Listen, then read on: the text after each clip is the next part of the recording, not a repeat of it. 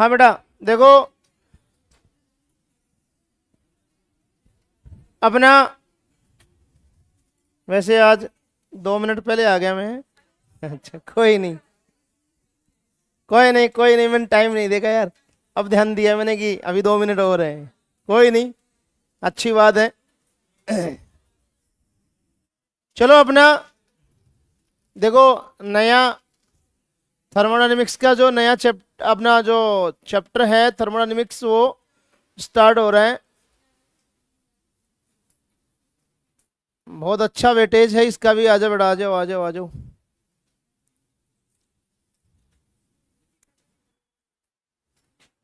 देखो आपको मैंने बताया था बेटा कि स्टेटोमेटर और थर्मोडायनेमिक्स दोनों एक दूसरे से लिंक चैप्टर हैं। दोनों स्टेटोमेटर और थर्मोडायनेमिक्स ये दोनों लिंक्ड हैं, कनेक्टेड एक दूसरे से। तो उसका भी हम यूज यहां करने वाले हैं।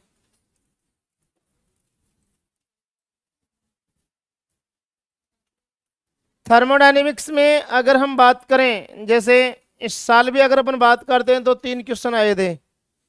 2 3 2 3 2 3 हर साल क्वेश्चन आते हैं थर्मोडायनेमिक्स से। पिछले लगातार जब से एनटीए ने हाँ अपने हैंडओवर किया है तब से इसमें 2 से 3 क्वेश्चन हर साल डाल रहा है। और इस बार फिर एनटीए ही करवा रहा है, आपको पता है ही। इसलिए आप कन्फर्म मान के चलना 2 से 3 क्वेश्चन इस चैप्टर में से।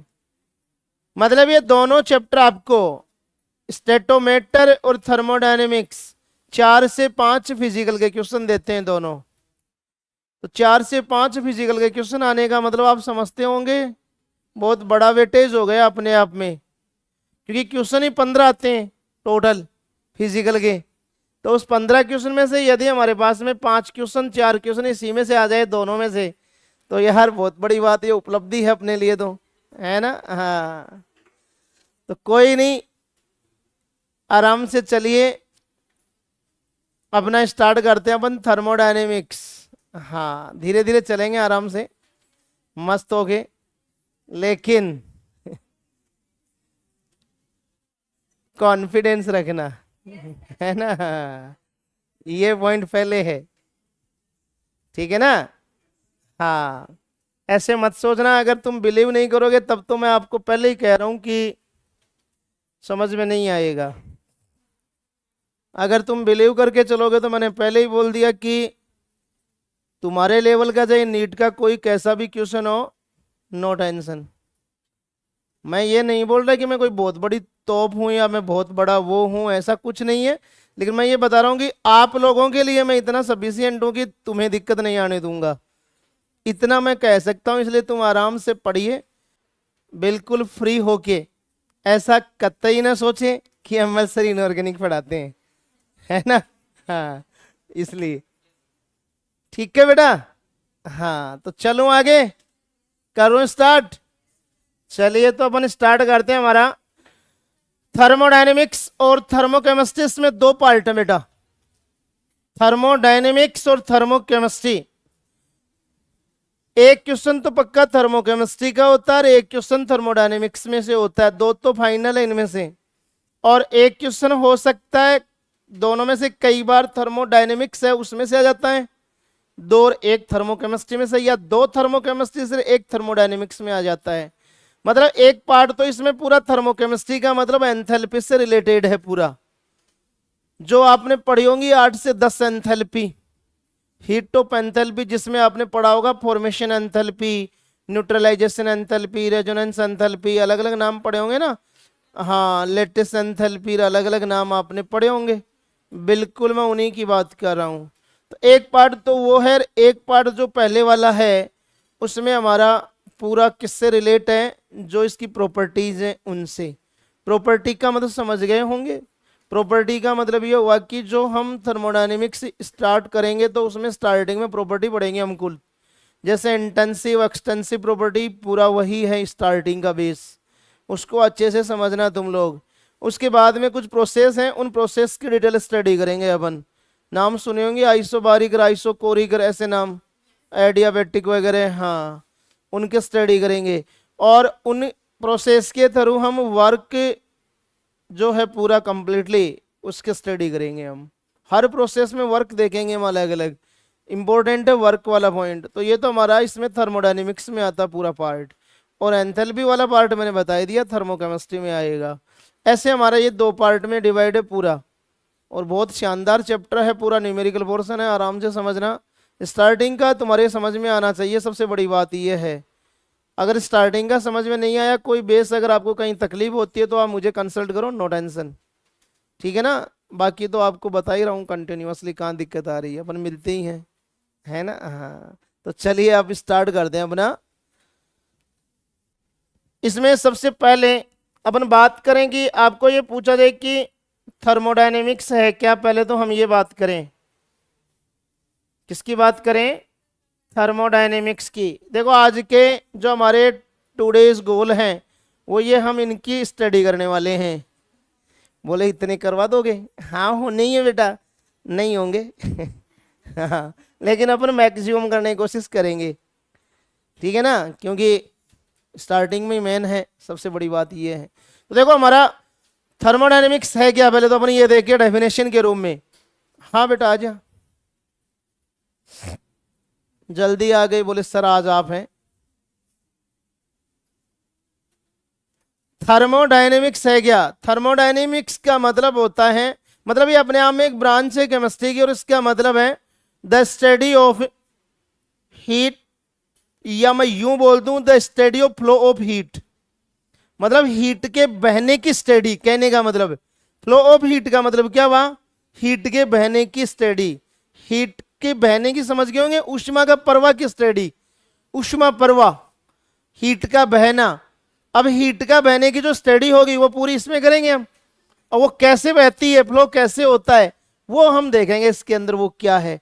तो ये बात तो समझ में आ गई होगी। अगर तुम्हें कोई पूछे कि थर्मोडायनेमिक्स में स्टडी किसकी करते हैं, तो याद रखना flow, study of flow of heat, समझ गए होंगे।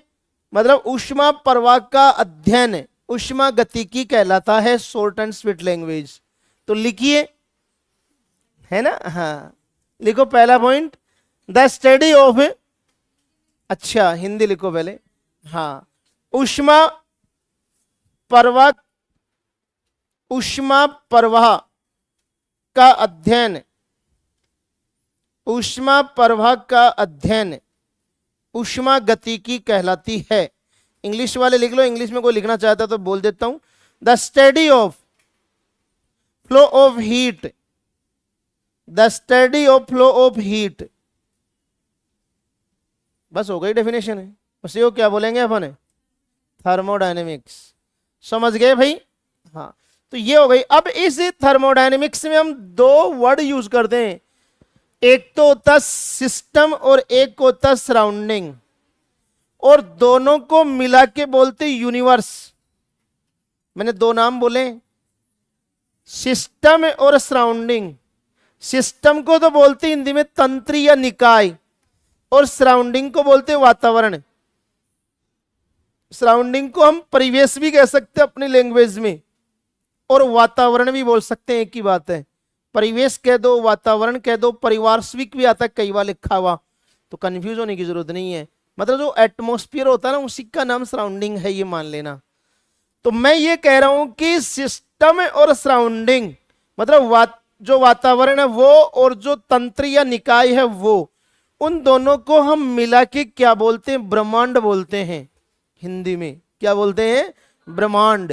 तो तुम्हें कोई पूछे ना ऐसे कि ब्रह्मांड या यूनिवर्स क्या होता है, तो ब्रह्मांड या यूनिवर्स का मतलब होता है सिस्टम प्लस सराउंडिंग। इन दोनों को हम क्या बोलते हैं, यूनिवर्स मतलब ब्रह्मांड बोलते हैं। अब हम इन दोनों का थोड़ा सा अगर स्टडी करें, दोनों वर्ड ये है क्या, ये क्या होते हैं दोनों वर्ड, तो एकदम नॉर्मल सी बात है। जैसे मैंने एक सिलेंडर ले लिया, मान लो सपोज करो, क्या ले लिया, सिलेंडर। तो उस सिलेंडर के अंदर गैस भरी हुई है, तो जो सिलेंडर में गैस है वो तो है सिस्टम, और वो सिलेंडर और उसके चारों ओर का वातावरण वो है सराउंडिंग।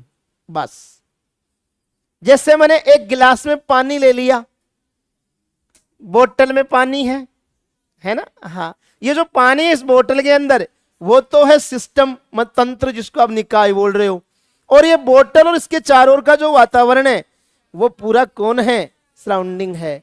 अब तो समझ गए होंगे। हाँ, तो हम ये बात करें कि जो तंत्र है, निकाय सिस्टम जिसकी मैं बता रहा हूं, उसकी स्टडी हम मेनली करेंगे इसमें। समझ गए? हाँ क्या बोलने वाले पता नहीं बोले हैं, रुक कैसे गए हैं, कोई बड़ा वर्ड बोलेंगे क्या है? हाँ, ऐसा कुछ नहीं बोल रहा। समझ गए? तो लिखिए भैया, इसमें अगला पॉइंट लिखो। नेक्स्ट, चलो मैं निकाल लेता हूं, इसमें अभी लिखा दूंगा। ये रही बात, क्या लिखा हुआ इसमें देखो, तुम लोग आराम से पढ़िए। पहले ऊपर वाला पॉइंट पढ़ो। Thermodynamics basically deal with the interaction of one body with another body और surrounding in the term of energy. मतलब मेरी वाली बात ही आ गई। मतलब एक बॉडी से दूसरी बॉडी के अंदर इंटरेक्शन, इंटरेक्शन का मतलब हीट का फ्लो होना। बात तो एक ही, समझ गए? तो हीट फ्लो की स्टडी करें अपन किसमें? थर्मोडायनेमिक्स में। अब इसमें दो वर्ड आ रहे हैं, एक तो सिस्टम है नीचे, एक सराउंडिंग लिखा हुआ है। अभी मैंने बोला कि यूनिवर्स का वो पार्ट जिसमें थर्मोडायनेमिक्स की स्टडी की जाती है। थर्मोडायनेमिक्स की स्टडी के लिए जो हम चूज करते हैं पार्ट, उसको तो अपन बोलते हैं यूनिवर्स का सिस्टम पार्ट। समझ गए?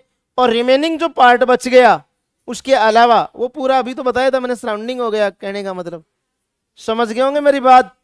तो ध्यान रखना, अपन यूं बोल सकते हैं, बेसिकली मैं यूं समझाऊं, मैं ये कह रहा था कि ब्रह्मांड का वो भाग जिसमें जो ऊष्मा गति की अध्ययन के लिए चयन किया जाता हो। ब्रह्मांड का वो भाग जो ऊष्मा गति की अध्ययन के लिए चयन किया जाता हो। यूनिवर्स का वो पार्ट जो थर्मोडायनेमिक्स की स्टडी के लिए क्या हो, सेलेक्ट किया जाता हो, उस पार्ट को हम बोलते हैं सिस्टम। समझ गए? और रिमेनिंग जो पार्ट बच गया वो सराउंडिंग हो गया। तो यही यहां लिखा बेटा, any part of universe which is select for thermodynamics studies. समझ गए? हाँ, और दूसरा लिखा हुआ all the universe except system, system को छोड़ के बाकी का जो है पूरा सराउंडिंग है। आ गया समझ में? दोनों वर्ड्स समझ में आ गए होंगे? लिखिए तो दोनों फटाक से लिख लो। इंग्लिश में तो लिखा हुआ, हिंदी में लिख लो, मैं लिखा दूं।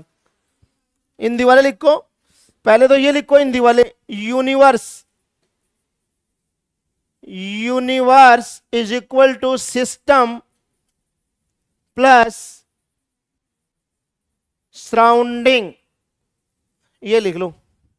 हिंदी में लिखो तो लिख लेना, ब्रह्मांड बराबर है निकाय प्लस परिवेश। अगर हिंदी लिखो तो इतनी भी हिंदी में लिखो शुद्ध, है ना? हाँ, ऐसे तो इंग्लिश में लिख लिया करो वर्ड, इतनी शुद्ध हिंदी मत लिखना, नहीं तो परेशान हो जाओगे बाद में क्वेश्चन करोगे तो। इसलिए इतनी हिंदी में लिखा करो। कुछ वर्ड्स इन टर्मिनोलॉजी वो इंग्लिश में यूज किया करो बेटा, आगे काम आएंगे तुम्हें मेडिकल कॉलेज में, इसलिए बता रहा हूँ मैं। बाकी मुझे तो कोई तकलीफ नहीं, तुम कहोगे तो मैं हिंदी प्योर हिंदी बता दूंगा, लेकिन आपके लिए बोल रहा हूँ कि तुम्हें मेडिकल कॉलेज में तकलीफ नहीं हो, इसलिए तुम इंग्लिश टर्मिनोलॉजी यूज कर लिया करो। हिंदी लिखा दूंगा लैंग्वेज, लेकिन टर्मिनोलॉजी कुछ इंग्लिश में लिखा करो।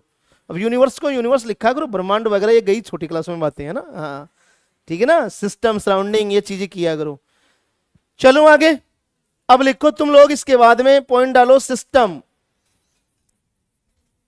जिसको हम निकाय बोल रहे हैं बेटा, या तंत्र, ये बात कर रहा हूं मैं इसकी।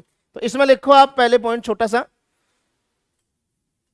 ब्रह्मांड का वह भाग, ब्रह्मांड मतलब यूनिवर्स का वह भाग, इंग्लिश में लिखा, लिख लेना इंग्लिश वाले तो, यूनिवर्स का वह भाग जो ऊष्मा गति की अध्ययन के लिए चयन किया जाता हो। ब्रह्मांड का वह भाग जो ऊष्मा गति की अध्ययन के लिए किया जाता हो, चयन किया जाता हो, सेलेक्ट किया जाता हो, उसको अपन क्या बोलते हैं? सिस्टम। लिख लिया होगा? अगला पॉइंट लिखो नेक्स्ट, सराउंडिंग, सराउंडिंग परिवेश, वातावरण। इसमें लिखिए बेटा, ब्रह्मांड को छोड़कर, सॉरी उसको निकाय को छोड़कर, हाँ ब्रह्मांड क्या, निकाय को छोड़कर मतलब सिस्टम को छोड़कर, हाँ ये हिंदी वर्ड कंफ्यूज कर देते हैं। निकाय को छोड़कर यूनिवर्स का समस्त भाग, मतलब सिस्टम को तो हटा दो, बाकी का जो बच गया उसका पार्ट, वो क्या कहलाएगा? सराउंडिंग कहलाता है। लिख लिया होगा? वापस बोल रहा हूं, मैंने क्या बोला? मैंने ये बोला कि यूनिवर्स का कौन सा पार्ट सिस्टम को छोड़कर जो बाकी का पार्ट है वो क्या कहलाएगा? सराउंडिंग। आ गया समझ में? हाँ, दोनों पार्ट कोई समस्या? अब समझिए, इन दोनों पार्ट के अंदर मतलब मैंने अभी जो बात बताई थी तुम लोगों को, हीट का फ्लो, वो हीट का फ्लो इन दोनों में होगा, सिस्टम से सराउंडिंग में, सराउंडिंग से सिस्टम में। समझ गए? जैसे मैं अभी ये बता रहा था बेटा कि यहां अपने पास में अभी थोड़ी देर पहले मैंने बोला था कि ये मान लो सपोज करो कोई सिलेंडर है, सपोज कर लो, और इसमें गैस भरी हुई है।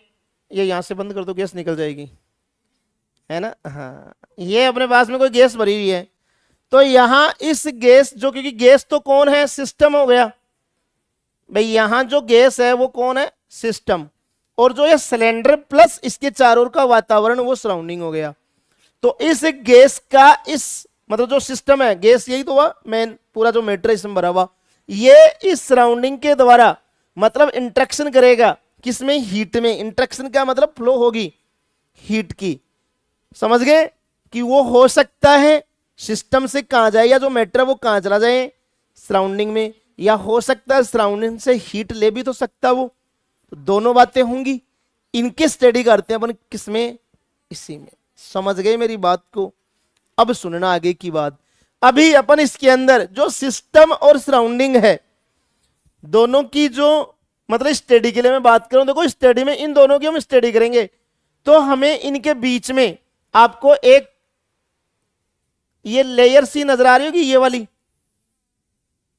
आ रही है ना? हाँ, लेयर का मतलब अपने आप में एक बाउंड्री हो गई है।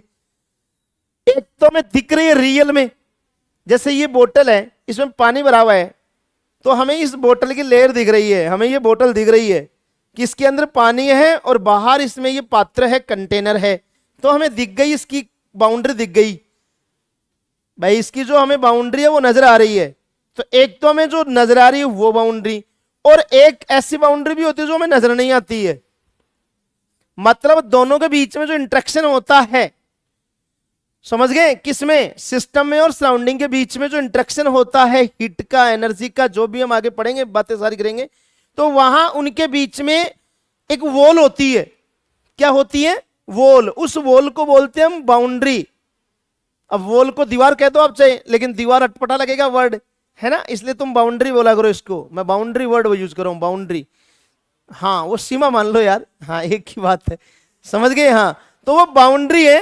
एक तो जो तुम्हें नजर आए, दिखे, वो जैसे यहां नजर आ रही है, जैसे अपन सिलेंडर घर पे जो सिलेंडर रखवाते हैं, गैस भरी हुई है सिलेंडर में, वो हमें दिखता सिलेंडर, बाकायदा नजर आ रहा है कि हाँ यार ये सिलेंडर, इसमें गैस है ना? हाँ, गैस तो नजर नहीं आती लेकिन सिलेंडर तो दिखता ही है कि ये सिलेंडर है। समझ गए मेरी बात को? यहां भी हमें दिख रही है, जैसे ये रूम और वो उस साइड वाला रूम है, समझ गए? तो यहां वो उधर वाला मान लो जैसे, तो ये वाला जो बाउंड्री आपको दिख रही है ये भी नजर आ रही है। इधर वाला जो पार्ट पूरा मान लो कुछ भी हो, कोई मतलब नहीं, बिल्डिंग हो, कोई भी हो, लेकिन बाउंड्री दिख रही है ना, नजर आ रही है। हाँ, तो मेरा कहने का मतलब एक तो हमें डायरेक्ट नजर आती है, उस बाउंड्री को बोलते हैं रियल बाउंड्री। कौन सी बाउंड्री बोलेंगे? रियल। और एक बाउंड्री जो हमें नजर नहीं आती उसको बोलते हैं इमेजिनरी, काल्पनिक। अब काल्पनिक का मतलब ऐसा है, जैसे मान लो सपोज करो यहीं पर मैं बात करूं, जैसे यहां गैसेस मॉलिक्यूल है प्रेजेंट, गैस मॉलिक्यूल प्रेजेंट है, तो इसमें मिक्सर तो है ही गैस का। एक मान लो मिक्सर, इसका मतलब जैसे मान लो थोड़ी देर के लिए यहां कोई गैस है, एक गैस इधर है, थोड़ी देर बाद वो मिक्सअप तो होंगी। ऐसा थोड़ी कि वो इधर रहेगी शर्माती और वो उधर रहेगी शर्माती, कि नहीं नहीं हम नहीं जाएंगे, हम मिक्स नहीं होंगे, ऐसा तो होगा नहीं। तो उनके बीच में एक बाउंड्री होती है, वो दिखती थोड़ी है, वो इमेजिनरी बाउंड्री हो गई। तो गैस मॉलिक्यूल के बीच में बाउंड्री होती है, उनमें हीट का एक्सचेंज होता है, वहां भी बाउंड्री होती है लेकिन वो नजर नहीं आती है। समझ गए? तो उसको बोलते हैं इमेजिनरी बाउंड्री, काल्पनिक। सपोज सपोज कर रहे हैं हम केवल, ओनली फॉर, दिख नहीं रही वो, है ना? कल्पना में कर सकते हैं कि हाँ है, यहां भी होगी कोई बाउंड्री। समझ गए? बिल्कुल। तो ऐसे हम इसमें अलग अलग, अब जैसे रियल बाउंड्री में भी अलग अलग है, जैसे एक तो बिल्कुल रिजिड बाउंड्री होती है, एक फ्लेक्सिबल बाउंड्री होती है। रिजिड का मतलब ये दीवार है, ये रिजिड है, मैं इसको धक्का मारूं, तुम सारे जन लगो इसके धक्का मारने के लिए, ये गिरेगी नहीं, ये यहीं रहेगी, ये रिजिड है। समझ गए? एक फ्लेक्सिबल होती है, जैसे गुब्बारे में, बैलून में हवा भरी हुई है, तो उसको अपन आराम से यूं बढ़ा सकते हैं, घटा सकते हैं, करते हैं ना? हाँ, तो वो फ्लेक्सिबल बाउंड्री है। तो ये अलग अलग, तो ये तो समझाने के लिए बता रहा हूँ, हमें कोई मतलब नहीं वर्ड से, ये तो मैं बता रहा हूँ। कई बार नाम आ जाए ऐसा कि रिजिड बाउंड्री, बोले यार ये वर्ड कहाँ गया, ये तो सर ने बताया ही नहीं है। फ्लेक्सिबल बाउंड्री, बोले ये नया नाम कहाँ से आ गया। इसलिए मैं बता रहा हूँ वर्ड से केवल ओनली फॉर तुम्हें समझाने के लिए, बाकी कोई मतलब नहीं, वर्ड का लेना देना कोई मतलब नहीं है इनसे, समझ गए। बस ये ध्यान रखना कि हाँ ये बाउंड्री है। जैसे आगे की, अभी देखो इसमें लिखा हुआ, मैंने लाया हूं मैं लिख के, तुम्हें पता चल जाएगा, कहीं लिखा हुआ होगा इसके अंदर, कहाँ गया बाउंड्री वर्ड, कहाँ गया रे, ये रहा, ये बाउंड्री है। Anything which separate the system with surrounding, अभी कहा था मैंने सिस्टम और सराउंडिंग दोनों को सेपरेट करने वाली वॉल, उसका नाम है बाउंड्री। अब देखो ये अलग अलग कह रहा है, इट कैन बी रियल, ये रहा, इमेजनरी, ये रहा, फिक्स्ड, फिक्स्ड का मतलब ये यहां फिक्स ही है, इसको तुम चाहो कि मैं यहां से उठा के रोड पे रख दूं, नहीं होगा ना भाई, अपन चाहे कि नहीं सर इसको उठाएं यहां से उठा के रोड पे रखे, है नहीं होगा, तो ये फिक्स हो गई, समझ गए। ऐसे और भी नाम होंगे इसमें, रिजिड, फ्लेक्सिबल, समझ गए। हाँ तो ये नाम है, तो ध्यान में रखना बेटा, आ गया समझ में। हाँ इन सबसे हीट का क्या होगा, फ्लो होगा, system to surrounding, surrounding to system, दोनों को सेपरेट करने वाली जो वॉल होती है उसका नाम है बाउंड्री। बस ये स्टेटमेंट के लिए बताया मैंने, कई बार स्टेटमेंट आ जाए और वहां नाम आ जाए, बोले यार ये बाउंड्री होती है क्या, ऐसा पता ही नहीं हो हमें, मान लो यही स्टेटमेंट आ जाए, हमें पता ही नहीं हो कि बाउंड्री कोई वर्ड भी होता है क्या, है तब दिक्कत हो जाए ना। इसलिए तब मैंने बता दिया, क्योंकि मैंने बोला था कि भैया कुछ भी आ सकता है, कोई पता नहीं है, कोई भी दे दे, जब अगला इलेक्ट्रॉन का मास दे सकता है तो यार अपन आशा कर सकते कुछ भी दे दे वो, है ना। हाँ इसलिए कह रहा हूं बेटा, लिख लो इसको फटाक से, इसमें डाल लो बाउंड्री वर्ड हिंदी मीडियम वाले लिख लेना, बाउंड्री में सिस्टम व सराउंडिंग को फर्तक करने वाली दीवार, ऐसे लिख लेना, सिस्टम व सराउंडिंग को फर्तक करने वाली दीवार, वॉल। क्या कंजूसी कर रही है? कंजूसी हो गई है? सिस्टम व सराउंडिंग को पृथक करने वाली वॉल, दीवार, बस इतना ही लिखना है, तो उसी का नाम क्या है, बाउंड्री। पूरा क्यों लिखते हो, शॉर्ट में लिखा करो, सिस्टम व सराउंडिंग को पृथक करने वाली वॉल, बस कहानी खत्म। अब वॉल का नाम लिखना है, कैसी कैसी हो सकती है, बोर्ड पे लिखा हुआ है, समझ गए। बाउंड्री कौन कौन सी हो सकती है, real, imaginary, flexible, rigid, fixed, ये 3 4 5 नाम है, लिख लो फटाफट। चलो आगे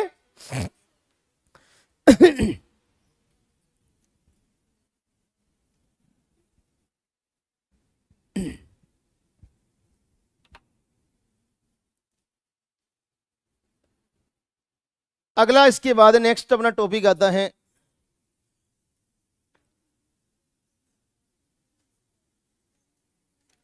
जो मैंने अभी सिस्टम नाम बोला, अभी बोला था ना सिस्टम, ये अभी बात करते हैं अपन की सिस्टम, ये रहा, ये जो सिस्टम बेटा ये 3 टाइप का होता है मेनली। कितने टाइप का सिस्टम है, 3 टाइप का, और तुम लोगों ने पढ़ा भी है सिस्टम 3 टाइप का कौन सा होता है, इसमें सिस्टम में लिखा होगा, ये रहा, देखो 3 टाइप का सिस्टम है। मैं थोड़ा सा तुम्हें बता दूं, टाइप्स ऑफ सिस्टम लिख के लिखा हुआ, ये टाइप ऑफ सिस्टम तो क्यों लिखूं मैं, अपन इसको यूज कर लेते हैं, है ना। हाँ इधर ध्यान दो, ये ऐसे है, ऊपर ही कर देता हूं यहां से,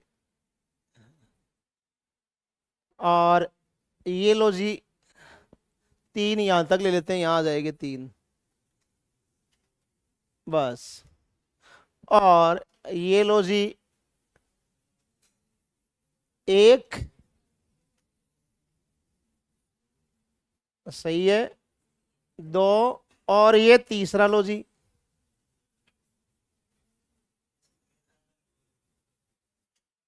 कोई बात नहीं, गेप से क्या फर्क पड़ने वाला है, अरे रुक जा यार, क्यों टेंशन दे रहा तू भी हाँ 3 है, और तीनों तुम लोग जानते हो सिस्टम कौन कौन से होते हैं। एक तो होता है ओपन सिस्टम, कौन सा सिस्टम बेटा, ओपन। एक होता है क्लोज सिस्टम, क्लोज्ड सिस्टम, और एक होता है बेटा आइसोलेटेड, आइसोलेटेड सिस्टम। एक नाम और है आइसोलेटेड का, इसको बोलते हैं एडियाबेटिक सिस्टम।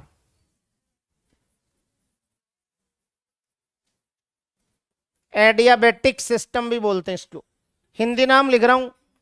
इसको बोलते हैं ओपन को खुला तंत्र, हिंदी में क्या बोलते हैं? खुला तंत्र या खुला निकाय, एक ही बात है। इसको बोलते हैं बंद, बंद निकाय। और इसको बोलते हैं बेटा विलगित। आइसोलेटेड को तो हिंदी में बोलते हैं विलगित, विलगित, ये तो आइसोलेटेड का है। और एडियाबेटिक को हिंदी में बोलते हैं रुदोष में, रुदोष में तंत्र मतलब सिस्टम, तंत्र या निकाय, रुदोष में तंत्र। ऐसे तीन टाइप के सिस्टम आपके पास, एक ओपन, एक क्लोज और एक आइसोलेटेड। देखो ओपन का मतलब तो एकदम सीधी सी बात है, ओपन का मतलब होता है खुला, ओपन खुला ही हो गया। खुले का मतलब जैसे गिलास है, गिलास में पानी भर दूं मैं, या बाहर एटमोस्फेयर में कोई पानी की टंकी बनी हुई है खुली, उसके ऊपर ढक्कन नहीं है, तो वो क्या है? अपने आप में एक ओपन सिस्टम है।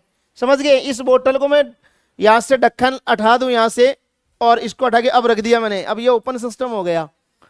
समझ में आ गई मेरी बात? हाँ, तो ये ओपन सिस्टम है। तो ओपन सिस्टम का मतलब तुम्हें अच्छी तरह दिख रहा है कि इस सिस्टम के अंदर हीट और जो इसके अंदर भरा हुआ है मैटर, जो सिस्टम खुद बोल रहे हैं, वो क्या होगा? एक्सचेंज होगा। किससे? सराउंडिंग से। तो याद रखना, जो खुद मैटर है, मास जिसको अपन मास बोल रहे हैं वो, और एनर्जी जिसको अपन हीट बोल रहे हैं वो, दोनों का एक्सचेंज हो किसमें? सराउंडिंग में। समझ गए? मतलब मैं ये बोल रहा हूं कि जिसमें जो मास है, मास का नाम ही सिस्टम है, जो मास ले रहा हूं उसी को अपन, देखो मैं कह रहा हूं साइक, आप माइंड से रट्टा नहीं मारना, सोचना है। मतलब कौन जा रहा है? मास बोल रहा हूं, इसका मतलब खुद सिस्टम ही जा रहा है, उस सिस्टम का ही हो रहा है फ्लो। समझ गए? और उसकी एनर्जी भी फ्लो हो रही है, क्योंकि खुला है तो एनर्जी या हीट तो जाएगी जाएगी डेफिनेटली है। समझ गए? तो ये ध्यान रखना, मास मतलब जो सबस्टांस है वो, समझ गए, वो और हीट दोनों का एक्सचेंज हो किसमें? सराउंडिंग में, उसको बोलते हैं अपन ओपन सिस्टम। मेरी बात समझ में आ गई होगी? मैं ऐसे बोल रहा हूं बेटा, जैसे ये मान लो यहां पर अपने पास में कोई कंटेनर है और इसके अंदर मैंने ये कोई मैटर भर दिया, सबस्टांस भरा हुआ है, तो यहां ये सबस्टांस क्या होगा? बिल्कुल, मतलब हो सकता है ये तो खुद तो जाएगा ही जाएगा, और एनर्जी जा भी सकती है, एनर्जी आ भी सकती है, दोनों चीजें होंगी भाई। एनर्जी आएगी भी, एनर्जी जाएगी भी, दोनों होंगी। इसके अंदर खुला है, मास तो डेफिनेटली है, मास तो जाएगा ही, ऐसा नहीं मास आएगा, क्योंकि मास तो क्या होगा? वेपोराइज होगा तो जाएगा डेफिनेटली, इसमें जो भरा हुआ वो। समझ गए मेरी बात को? तो यहां हीट एंड मैटर, हीट और मैटर में दोनों नाम बोल रहा हूं, ये ध्यान रखना, एक्सचेंज होंगे। क्या होंगे? एक्सचेंज, ये ध्यान रखना। हीट और मैटर मतलब मास, दोनों का एक्सचेंज होगा किसमें? सराउंडिंग में। समझ गए होंगे मेरी बात को? उसको अपन क्या बोलते हैं? खुला या ओपन सिस्टम। आ गया समझ में? एक की लाइन, इसमें ज्यादा लाइन नहीं है, इतनी सी बात ध्यान रखने की, जिसके अंदर मास मतलब मैटर जिसको अपन बोल रहे हैं, वो जो भरा हुआ द्रव्य है, वो कोई भी हो सकता है यार, भरा हुआ द्रव्य, द्रव्य नहीं बोल रहा मैं, द्रव्य बोल रहा हूं हिंदी में। हाँ, मैटर बोलते जिसको अपन, सोलिड, लिक्विड, गैस, कुछ भी हो सकता वो। समझ गए? वो और हीट दोनों एक्सचेंज होंगे ओपन के अंदर। समझ गए? और ये ओपन हो गया। अगर मैं सेम ऐसी बात करूं किसकी? क्लोज की। क्लोज का मतलब वही, मैंने वापस इसके ऊपर ढक्कन लगा दिया, ये लो मैंने ढक्कन लगा दिया, बंद कर दिया, अब ये क्लोज सिस्टम हो गया प्रेजेंट टाइम में। इसमें है पानी, देखो ये रहा, किसी को नजर नहीं आ रहा तो है ना? हाँ, दिख रहा है, अच्छी बात है ना? हाँ, तो ये अपने आप में क्लोज सिस्टम का एग्जाम्पल है बेटा। मैं वही बात बता रहा हूं, सेम एज इट इज, जैसे एटमोस्फेयर में कहीं पानी की टंकी बनी हुई है और पूरा पैक है वो। समझ गए? तो पूरा पैक है, इसका मतलब ऐसा थोड़ी है मैटर तो नहीं होगा एक्सचेंज उसमें जो भरा हुआ है, लेकिन जो एनर्जी है, हीट है, वो एक्सचेंज होगी वहां, क्योंकि उसकी जो वॉल है, वो वॉल एडियाबेटिक नहीं है। मैंने अभी एक नाम बोला था, आइसोलेटेड नहीं है। देखो वॉल दो टाइप की होती है, अभी एक नाम और बता दूं मैं आपको। एक वॉल तो ऐसी होती है जिसमें हीट का एक्सचेंज हो, उस वॉल को तो बोलते हैं अपन, या बाउंड्री कह सकता हूं मैं, उस बाउंड्री का नाम बताऊंगा, अभी आगे एडियाबेटिक पढ़ाऊंगा तो बताऊंगा चीज, लेकिन मैं पहले बता देता हूं आपको। उस वॉल को तो बोलते हैं बाईथर्मल। मैंने एक नाम बोला है जिसमें हीट का एक्सचेंज होना, हीट जा भी सकती है, हीट आ भी सकती है, समझ गए? जैसे ये है, ये वॉल अब है बाईथर्मल, इसमें हीट जा भी रही है आ भी रही है, ये बाईथर्मल है प्रेजेंट टाइम में, समझ गए? इसको बाईथर्मल बोलते हैं। बाईथर्मल को हिंदी में बोलते हैं उष्मीय, उष्मा का आदान प्रदान होना, है ना? हाँ, बाईथर्मल का हिंदी में उष्मीय बोलते हैं मेरे हिसाब से, और तो क्या वर्ड है बाईथर्मल का? उष्मीय, तापीय, ऐसा कुछ वर्ड होता होगा। हाँ, उष्मीय सही रहेगा थोड़ा। बाईथर्मल, नाम बाईथर्मल है, इंग्लिश वर्ड बढ़िया रहता है बाईथर्मल, ध्यान रखना। और एक ऐसी वॉल होती है, मतलब मैं इसकी जगह, आप सपोज कर लो कि एक इसकी जगह ऐसी वॉल है जिसमें एंथैल्पी या हीट है, उसका आदान प्रदान नहीं हो, एक्सचेंज नहीं हो, मतलब no exchange of heat, heat का एक्सचेंज नहीं हो। जैसे तुम लोगों ने बहुत एग्जांपल देख के, आपके पास में बोतल होगी भी यहाँ कईयों के पास में, वो बोतल जो मिल्टन वगैरह की आती है ना आजकल, हाँ, तो हाँ बिल्कुल उस बोतल के अंदर तुम लोगों ने बोतल जो है, हाँ, उस बोतल में तुम लोगों ने अच्छी तरह देखा होगा कि जो हम उसमें डालते हैं, हमने सुबह डाल दिया तो शाम को भी वैसा ही पानी मिलेगा। अगर तुम लोगों ने गर्म डाला तो गर्म ही मिलेगा, ठंडा डाला तो ठंडा मिलेगा। वो हो सकता फिर हो सकता है उस बोतल की जो वॉल है वो कम बाईथर्मल है, ये सॉरी कम एडियाबेटिक है, बाईथर्मल है ज्यादा, एडियाबेटिक है कम, समझ गए? हाँ थोड़ी, हाँ वो मतलब अपने लैंग्वेज में, दूसरे लैंग्वेज में यूं कह सकते हैं कि वो वॉल अच्छी नहीं है। अच्छा, वही बोतल लेके आते हैं क्या? अच्छा, हाँ समझ गया मैं। तो मैं ये कह रहा हूं, देखो प्योर, मैं प्योर वॉल के लिए बोल रहा हूं। अब ये तो मार्केट में हो सकता है कोई घटिया क्वालिटी की वॉल लगा रखी होगी, हमें क्या पता, है ना? हाँ भाई जहां बनी है वो बोतल वहां घटिया क्वालिटी की होगी बनी लगी हुई, लेकिन मैं तो ये बोल रहा हूं कि वॉल दो टाइप की है, एक बाईथर्मल है, एक एडियाबेटिक है। एडियाबेटिक में याद रखना कभी भी हीट का एक्सचेंज नहीं होगा, आइसोलेटेड बोल दो चाहे एडियाबेटिक बोल दो, जो मैंने थर्ड नाम बोला है, वहां हीट का एक्सचेंज कभी नहीं होगा। जब यार हीट ही एक्सचेंज नहीं होगी तो मैटर का तो सवाल ही नहीं है भाई, जो अंदर भरा हुआ है उसका तो मतलब ही नहीं है फिर एक्सचेंज होने का, क्योंकि क्लोज में ही नहीं हो रहा मैटर, तो इसमें सिर्फ हीट एक्सचेंज हो रही है। भाई यही तो हुआ, ये ले लिया मैंने, मान लो यहां ऐसा, ये बंद ले लिया मान लो मैंने, यहां ये बना हुआ है, समझ गए? तो यहां इसके अंदर पूरा क्लोज है, यहां से बंद है, ये क्लोज है, पूरा ढक्कन लगा रखा है, ये क्लोज है ये पूरा। तो यहां इसके अंदर हीट का एक्सचेंज होगा, केवल हीट एक्सचेंज, ये ध्यान रखना, मैटर का एक्सचेंज नहीं होगा। मैं फिर बोल रहा हूं, जो मैटर भरा हुआ इसके अंदर कुछ भी हो उसका एक्सचेंज नहीं होगा, केवल हीट का एक्सचेंज होगा, समझ गए? उसको बोल रहे हैं अपन क्लोज सिस्टम।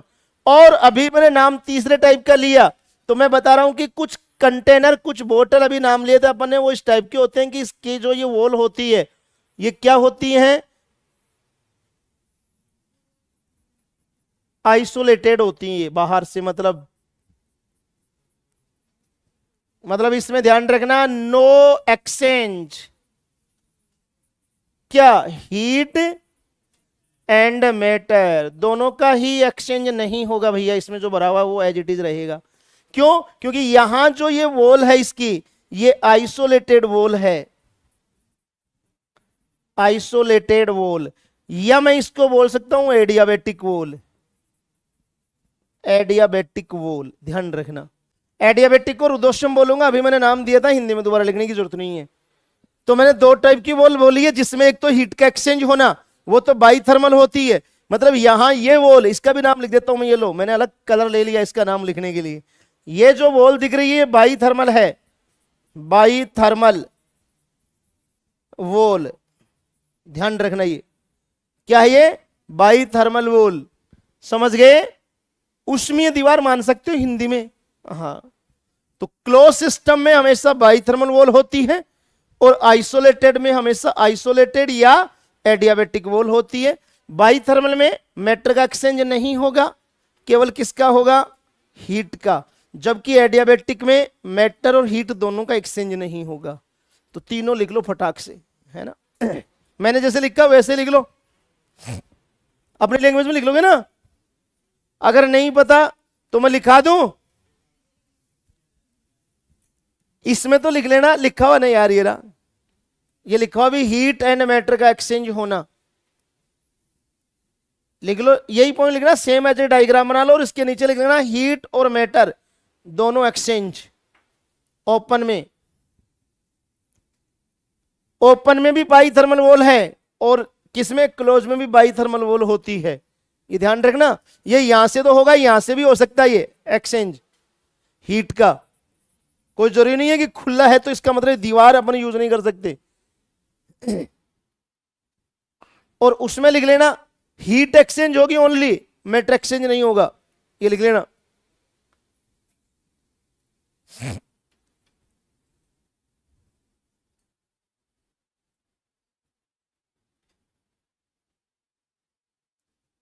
उसमें लिख लेना हीट एक्सचेंज होगी, मैटर नहीं। शॉर्ट में लिख लो, शॉर्ट में, बिल्कुल फालतू की कचरापट लिखने की जरूरत नहीं है। हीट एक्सचेंज, मैटर एक्सचेंज नहीं। और उधर लिख लेना हीट एंड मैटर दोनों ही एक्सचेंज नहीं, क्योंकि वॉल कैसी है, वो एडियाबेटिक, ये कैसी है, बाई थर्मल, तो ये ध्यान में रखना। और एनसीईआरटी में इसके ऊपर क्वेश्चन भी दिया हुआ है, सेम एज इट इज, ऐसा ही।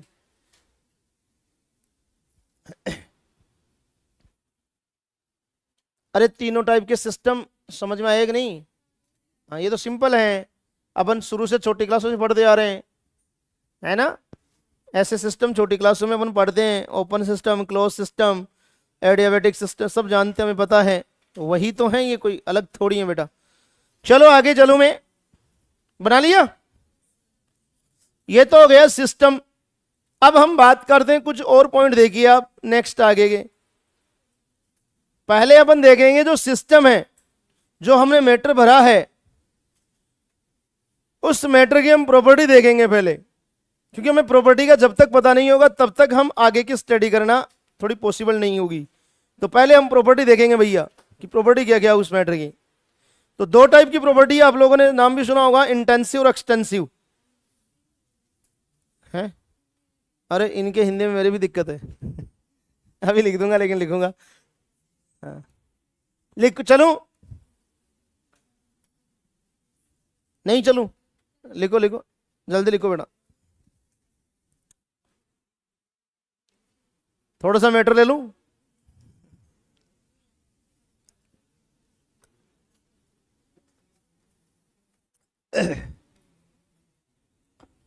अब तुम समझना, बहुत अच्छा पॉइंट आ रहा है जो मैं अभी बोल रहा था, प्रॉपर्टी, मैटर की प्रॉपर्टी, सिस्टम की प्रॉपर्टी। हाँ, बहुत इंपॉर्टेंट टॉपिक है, ध्यान रखना, क्वेश्चन आता है यहां से। पीवाईक्यू में तुम पीवाईक्यू सोल्व करोगे ना, तब तुम्हें पता चलेगा।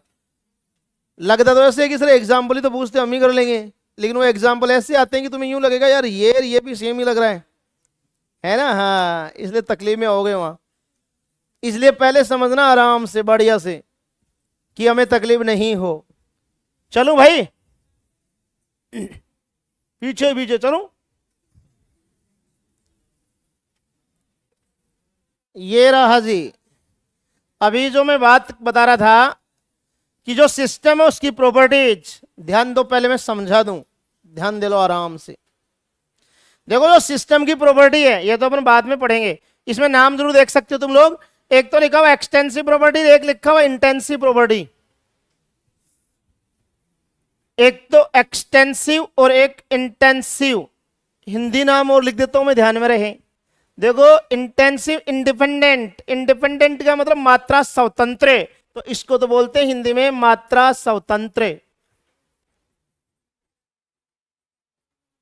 मात्रा स्वतंत्र गुणधर्म, या एक नाम और इसका गहन भी बोलते हैं हिंदी में, गहन गुणधर्म।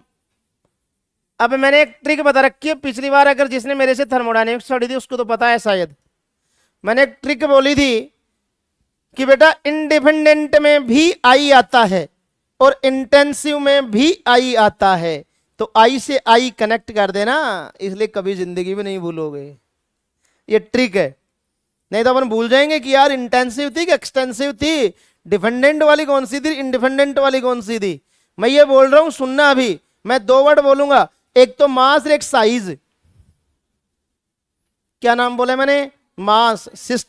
मास का मतलब सिस्टम खुद हो गया, और साइज मतलब जो सिस्टम का साइज है वो।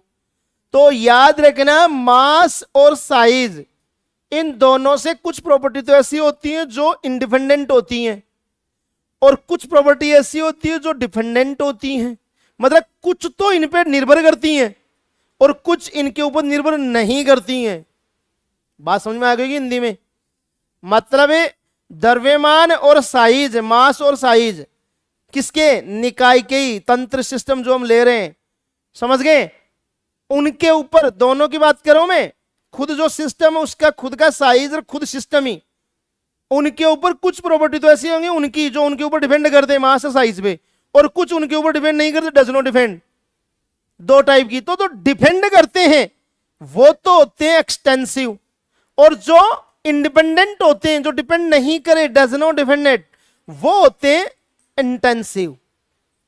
मतलब सिस्टम की वो प्रॉपर्टी जो मास और साइज पे डिपेंड करे वो तो होती है एक्सटेंसिव, और सिस्टम की वो प्रॉपर्टी जो मास और साइज से इंडिपेंडेंट हो, मतलब डज नॉट डिपेंड, वो उन पे डिपेंड ही नहीं करती है, वो होती है इंटेंसिव। समझ गए क्या? अब ये तो एक डेफिनेशन हो गई, ये तो तरीका मैंने, क्योंकि इसमें बहुत लोग क्या होते हैं कंफ्यूज, जब दोनों वर्ड एक साथ आते तब सोचते हैं यार इंटेंसिव एक्सटेंसिव कौन सा था। हाँ, लेकिन मैंने ट्रिक बताई, उससे तुम समझ सकते हो कि मैंने बोला इंडिपेंडेंट और डिपेंडेंट। इंडिपेंडेंट में आई आता है तो आई इंटेंसिव में ही आता है, तो इंटेंसिव इंडिपेंडेंट हो गई, कहानी खत्म। समझ गए? ये ध्यान रखना बेटा। अब सुनना, ये तो हम रट्टा भी मार सकते हैं इस डेफिनेशन का, कोई बड़ी बात थोड़ी है भाई। ये जो डेफिनेशन मैंने बताई, ये डेफिनेशन तो हम रट्टा मार के भी याद कर सकते हैं, लेकिन यार एग्जाम्पल का रट्टा थोड़ी मार लेंगे। कोई भी एग्जाम्पल दे दे अगला कहीं से उठा के और पूछ ले भैया ये कौन सा है इनमें से, तो वहां फिर बैठे बैठे क्या करे। हाँ, इसलिए कह रहा हूं कि उसके लिए आपको समझना कंपलसरी है। तो अब तुम समझना आराम से, एक एक चीज को बता रहा हूं, आराम आराम से समझना। पहले ये तो बात समझ में आ गई क्या? देखो मैं अभी बता रहा हूं तुम्हें, इसमें होगी ना यार, कहां गई वो? चलो मैं यहीं लिख देता हूं, इसमें बाद में देखेंगे अपन। इधर ध्यान देना, मैंने प्रॉपर्टी की बात की है, और प्रॉपर्टीज दो टाइप की बताई अभी अभी। एक प्रॉपर्टी तो कौन सी बताई थी मैंने? Extensive, extensive. और एक बताई मैंने इंटेंसिव, इंटेंसिव। ऐसे दो बताई मैंने, एक्सटेंसिव इंटेंसिव। पहली बात सुनना, पहले तो अपन ने वो बात लिखी है जो अभी बताई है। एक्सटेंसिव का मतलब है मास और साइज। मैं मास एंड साइज बोल रहा हूं, किसका? सिस्टम या निकाय, खुद मास ही हो गया वो तो एक ही बात है, तो मैं इसको लिखने की जरूरत नहीं है, डायरेक्ट लिख रहा हूं मास और साइज। इन दोनों पे एक तो ध्यान रखना जो डिपेंडेंट हो, मतलब निर्भर करे। डिपेंडेंट बोल रहा हूं मैं, ध्यान रखना, डिपेंडेंट हो। और एक मास और साइज पर क्या हो? Independent. Mass and size independent, ये ध्यान रखना भैया, दोनों पॉइंट। एक डिपेंडेंट है, एक इंडिपेंडेंट है, दो अलग अलग बातें लिखी मैंने यहां। एक तो मास और साइज पे निर्भर करे, और एक मास और साइज पर निर्भर नहीं करे। दो अलग अलग बातें, दोनों बातें पहले तो ये पता होनी चाहिए। अब समझ लेना, अच्छी तरह सुनना। जैसे मान लो, सपोज करो, थोड़ी देर के लिए सुनना, इधर ध्यान दे लो। ये लिख रहे हो क्या दोनों पॉइंट? लिख लो फटाक से।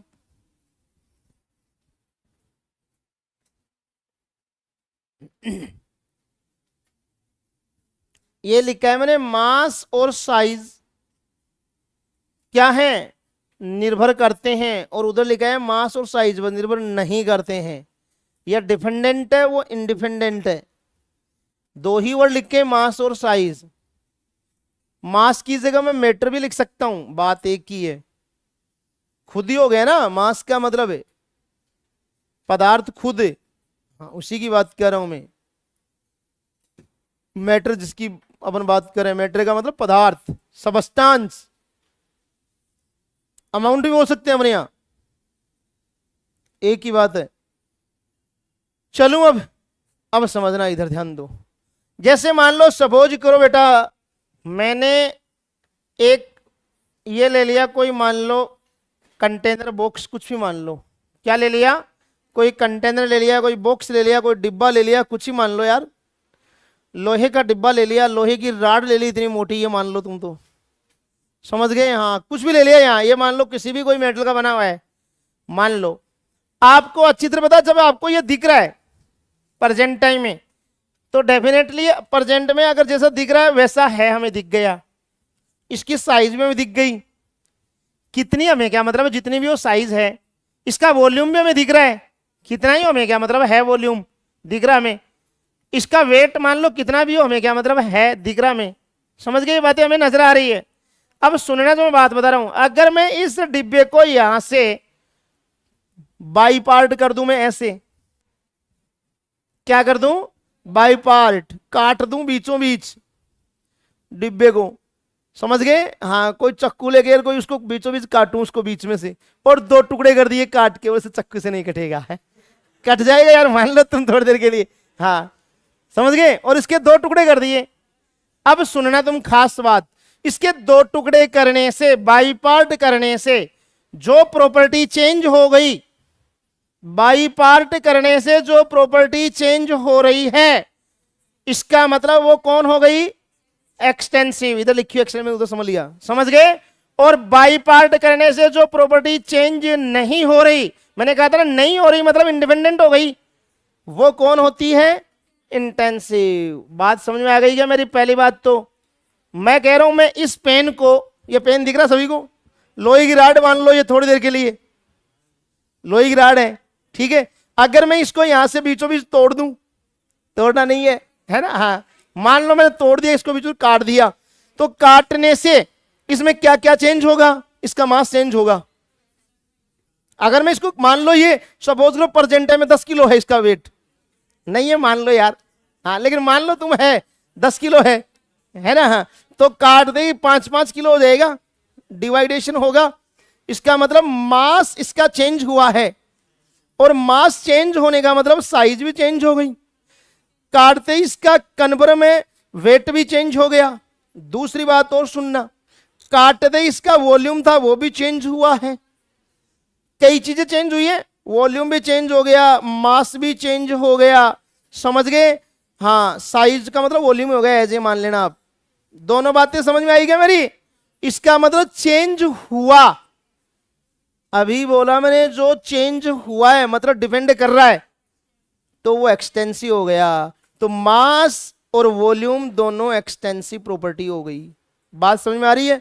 मान लो मैंने कह दिया ये लोहा है, लोहे की राड थी, इसको मैंने यहां से काटा और दो पार्ट किए थे। अभी मैंने कह दिया एक लोहे की राड है, उसकी डेंसिटी है 2.3 2.4 ग्राम पर ml, ये बोल दिया मान लो मैंने, और मैं उस लोहे की रोड के 10 टुकड़े कर दिए, अलग अलग 10 टुकड़े।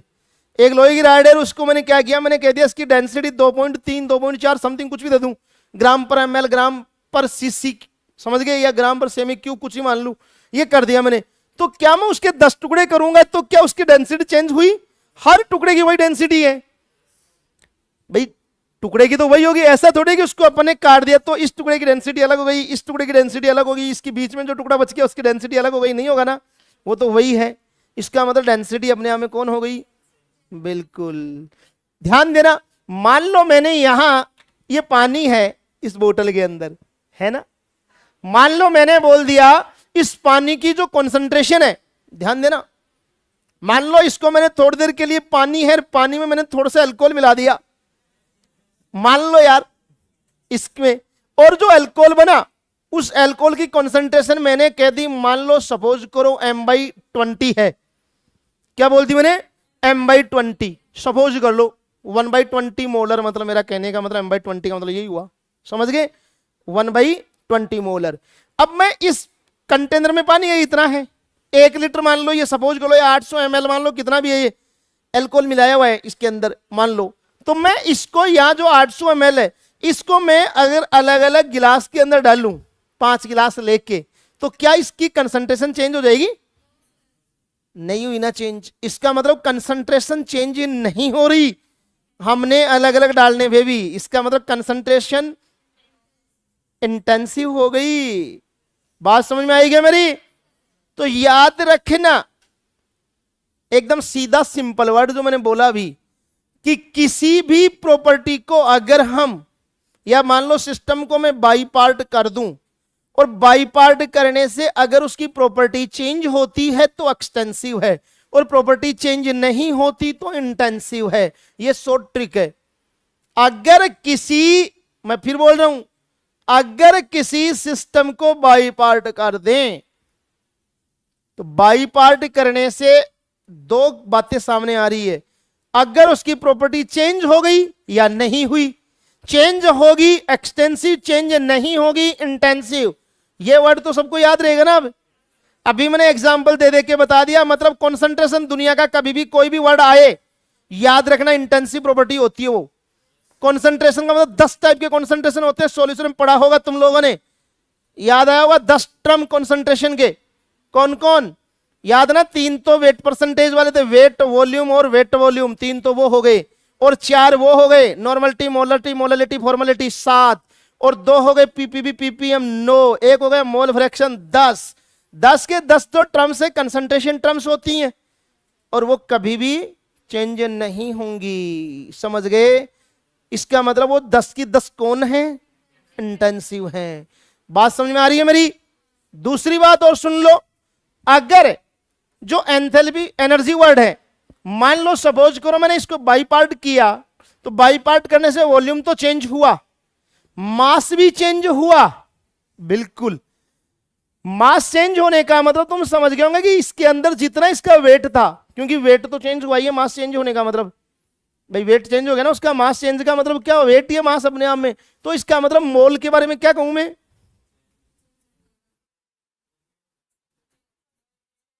बेटा मोल चेंज होगा। क्या होगा? चेंज होगा। समझ गए? क्योंकि आपको मैंने अभी तो बताया कि बाई पार्ट कर दूं मैं इसको, और बाई पार्ट करने से इसका मान लो मैंने बोल दिया, सपोज करो ये पहले 10 किलो का था, मान लो मैंने बोल दिया कि ये 4 किलो बच गया और ये 6 किलो बच गया, सपोज करो, तो यार इसका मोलर मास तो मान लिया सेम रहेगा, मोलर मास चेंज नहीं होगा, लेकिन ये वेट तो चेंज हो गया ना, तो नंबर ऑफ मोल तो चेंज होंगे भाई, नंबर ऑफ मोल तो चेंज हो गए ना। यहाँ मैं ये बोल रहा हूं बेटा, इसका कुछ नंबर मोल अलग आएगा, इसका नंबर ऑफ मोल कुछ अलग आएगा, डेफिनेटली है। हाँ आयरन था मान लो ये, तो हमने आयरन का 56 ले लिया मोलर मास, राइट बात है, समझ गए? मोलर मास तो सेम ही रहेगा। मैं चाहे आयरन की, ये मान लो ये आयरन ही है, इसके मैंने 50 टुकड़े कर दिए मान लो, तो 50 टुकड़े कर दिए, तो मैंने हर टुकड़े का अगर मैं मान लो सपोज करो मोल निकालूं, तो ऐसा थोड़ी कि इस आयरन का मोलर मास भी चेंज हो गया, अलग होती, वो तो वही रहेगा। याद रखना इंपॉर्टेंट चीज, मोलर मास एटॉमिक वेट, ये हमेशा याद रखना इंटेंसिव प्रॉपर्टी होती है, कभी चेंज नहीं होती। जो 50 टुकड़े करी, मोलर मास और एटॉमिक वेट दोनों की बात करूं मैं, ये दोनों कौन होती है? इंटेंसिव। समझ गए? क्यों? क्योंकि मैंने अभी तो यही तो बोला। आप थोड़ी देर के लिए दूसरा एग्जांपल समझना कि सर लोहा लोहा बार बार राड ले रहे हो आप, दूसरा दो। दूसरा मान लो आप, सपोज कर लो मैंने कह दिया इसके अंदर नाइट्रोजन गैस भर दी मैंने, क्या भर दी? नाइट्रोजन। बोले सर कभी अल्कोहल भरते हो कभी नाइट्रोजन भरते हो, पता नहीं क्या क्या भरते हो, इसमें क्या भर दी? नाइट्रोजन। इसमें मैंने नाइट्रोजन गैस भरी मान लो, और इस नाइट्रोजन गैस को भरने के बाद मैंने कह दिया यहां मान लो सपोज करो ये नाइट्रोजन गैस, थोड़ी देर के लिए मैंने बोल दिया 20 ग्राम है इसमें। कितनी नाइट्रोजन गैस? 20 ग्राम। मैं इस नाइट्रोजन गैस को दो अलग अलग कंटेनर में ले लूं, मान लो 10-10 ग्राम ले लिया दोनों में अलग अलग, तो 10-10 ग्राम लेने का मतलब वेट तो चेंज हो गया, एक में 10 एक में 10, तो क्या उसका मोलर मास चेंज हुआ है? वही आप डिवाइडेड बाई 28 करोगे, वही डिवाइड बाई 28 करोगे दोनों में। ऐसा थोड़ी है कि उसको अपने चेंज कर दे तो इधर 14 आ गया इधर 14 आ गया, ऐसा तो होगा नहीं, क्योंकि मोलर मास तो सेम ही रहेगा, चाहे वो 5 ग्राम के ले लो चाहे 50 ग्राम के ले लो, वो तो सेम ही आएगा। इसलिए याद रखना molar mass and atomic weight दोनों इंटेंसिव प्रॉपर्टी होती है। समझ गए? कभी भी मास और साइज पे डिपेंडेड नहीं करती है। समझ में आई क्या मेरी बात? तो मैंने दो बातें बोली अभी, बहुत इंपॉर्टेंट चीज, मोलर मास और एटॉमिक वेट। पहली बात तो ये इंटेंसिव है, कभी डिपेंड नहीं करेगी। दूसरी मैंने बोली कंसंट्रेशन इंटेंसिव होगी, कंसंट्रेशन टर्म कोई भी हो दुनिया का, समझ गए? 10 थे मैंने बता दिए नाम, वो सब के सब इंटेंसिव। तीसरी बात डेंसिटी मैंने बोली थी। चौथी बात और सुनो, अभी याद रखना बेटा, दो एक्सटेंसिव प्रॉपर्टी का रेशियो, मैं दो एक्सटेंसिव प्रॉपर्टी ले रहा हूं, दो एक्सटेंड, बहुत इंपॉर्टेंट एग्जांपल है, सुन लेना अच्छी तरह, very very most important, PY में पूछा गया स्टेटमेंट है। दो एक्सटेंसिव प्रॉपर्टी का रेशियो, रेशियो बोल रहा हूं मैं, बोले सर क्या बोल रहे हो, समझ नहीं रहे हम। मैं ये बोल रहा हूं एक्सटेंसिव अपॉन एक्सटेंसिव, ऐसे बोल रहा हूं, और ये दोनों आएंगे इंटेंसिव के बराबर, ऐसे बोल रहा हूं बेटा, ये कह रहा हूं मैं। बात तो समझ गई क्या मेरी? अब दो एक्सटेंसिव प्रॉपर्टी का रेशियो ऑलवेज इंटेंसिव होगा, समझ गए? बोले सर नहीं समझे, अभी समझोगे बेटा, ध्यान दो। अभी अभी मैंने कुछ बात बोली थी, क्या? ध्यान देना, मैंने कहा था कि मास चेंज होगा, बोला था एक्सटेंसिव प्रॉपर्टी है। मैंने कहा था वॉल्यूम चेंज होगा, होगा। अरे इस कमरे को दो पार्ट में दीवार खींच दूं, मान लो मैंने अलग कमरे की उठा के दीवार यहां रख दी बीच में लाके, सपोज करो, तो ये अलग वॉल्यूम, इसका वॉल्यूम अलग, पहले वॉल्यूम कितना भी हो लेकिन बाद में तो डिवाइड होगा ना, तो वॉल्यूम कन्वर्ट में चेंज हो गया, और जिसकी प्रॉपर्टी चेंज होती है वो कौन होती है? एक्सटेंसिव होती है। अभी तो बोला था मैंने यार, समझ गए? तो वॉल्यूम भी एक्सटेंसिव, मास एक्सटेंसिव है ही, हमें पता है, इसको मैं टुकड़ों में डालते ही अलग अलग होगा, ये 5-5 ग्राम, 4-4, 2-2 ग्राम, जो भी होगा इसका मास अलग अलग आएगा, पहले जो था उसका। तो याद रखना, मैंने बोला कि मास अपॉन वॉल्यूम, और ये डेंसिटी के बराबर आएगा। आता है भाई भी, ये मास कौन था? एक्सटेंसिव, वॉल्यूम भी कौन था? एक्सटेंसिव। दो एक्सटेंसिव प्रॉपर्टी का रेशियो कौन होता है? इंटेंसिव, इसलिए इंटेंसिव हुआ। तो ये याद रखने की बात है।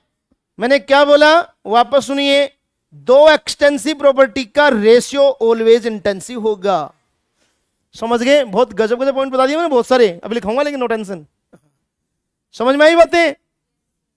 अब सुनना और चीज चलो बाद में बताऊंगा, पहले लिखो, बहुत सारी हो गई है ना। हाँ है? कैसे भाई? अरे नींद कैसी आ रही है? हैं? यार इतना मैं तो मतलब फुल एनर्जी के साथ पढ़ा रहा हूं, नींद आ रही है, ये तो है। अरे सुमन नींद कैसी आई? बता बता बता, क्या बात हुई है?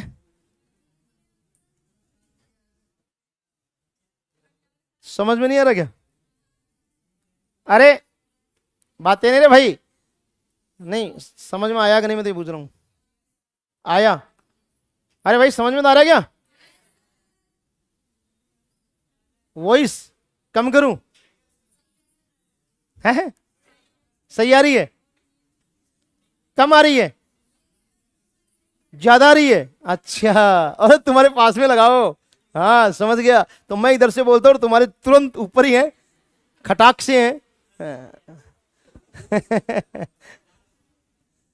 नहीं यार, मैं ये समझता हूं कि मेरी क्लास में तो नींद मतलब ही नहीं आने का, दूर दूर तक ही नजर नहीं आनी चाहिए, और नींद आ रही है। देखो नींद दो ही टाइम आती है, कौन सी टाइम? या तो सामने वाला सही परफॉर्मेंस नहीं दे रहा हूं, और या फिर खुद की इच्छा नहीं हो रही पढ़ने की। भाई दो चीजें होती है, अब दोनों में कौन सी है? दोनों ही नहीं है, तो तीसरी क्या है? अपने आप ही आ रही है। या बोथ तो नहीं है? नहीं ऐसा तो नहीं है बोथ, कि आप भी अच्छा नहीं पढ़ा रहे हो और मैं भी नहीं पढ़ना चाह रही, कि बोथ है। चलिए लिखो बेटा। देखो मजाक की बात अलग होती है, मैं ये कह रहा हूं थोड़े से एनर्जेटिक हो गए, सीरियस होकर पढ़ना बेटा, चैप्टर बहुत अच्छा है। अगर रियल बता रहा हूं, तुम लोग नींद लोगे ना तो फिर नींद ही आएगी एग्जाम में इसके क्वेश्चन देख के। रियल बता रहा हूं, हकीकत बोल रहा हूं, एग्जाम में 100% नींद आएगी इसके क्वेश्चन देख के, ये मान लेना आप। इसलिए मैं ये कहना चाह रहा हूं, प्लीज सीरियस हो गए, थोड़े से एक्टिव हो गए, और खाना एक रोटी कम खा के आया करो दोपहर में, है ना? ठीक है ना, क्योंकि नींद ज्यादा खाना खाने से भी आती है, इसलिए छाछ तो पी के आया करो, मना नहीं करा। हाँ चलिए लिखो, हाँ, एक साइड में तो लिख लो, तुम एक साथ ही लिख लो दोनों, एक साइड में एक्सटेंसिव डाल लो, एक साइड में इंटेंसिव डाल लो बेटा, दोनों डालिए। हाँ, पहले तो डेफिनेशन लिख लो ये वाली, है ना, इंग्लिश वाला तो लिख लो और हिंदी में लिखा दूं मैं, ये लो इंग्लिश में लिखा, फटाफट लिखो, कौन है ये, एक्सटेंसिव, हाँ, हिंदी वाला लिखो, मैं दोनों में बोलूंगा एक साथ इसलिए फिर ठीक नहीं रहेगा, लिखो हिंदी वाले, वो प्रॉपर्टी, बोले प्रॉपर्टी इंग्लिश वर्ड आ गया सर, है वो प्रॉपर्टी जो मास और साइज पर निर्भर करती हो, वो प्रॉपर्टी जो मास और साइज पर निर्भर करती हो।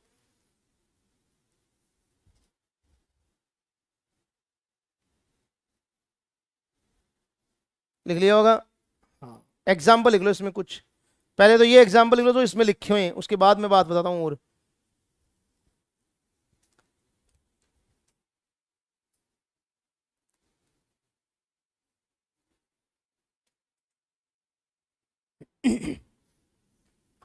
अब इसमें कुछ बातें और समझना, यहीं बताऊं, देखो इसके नीचे लिखना तुम्हें ये चीज, लिख लिया,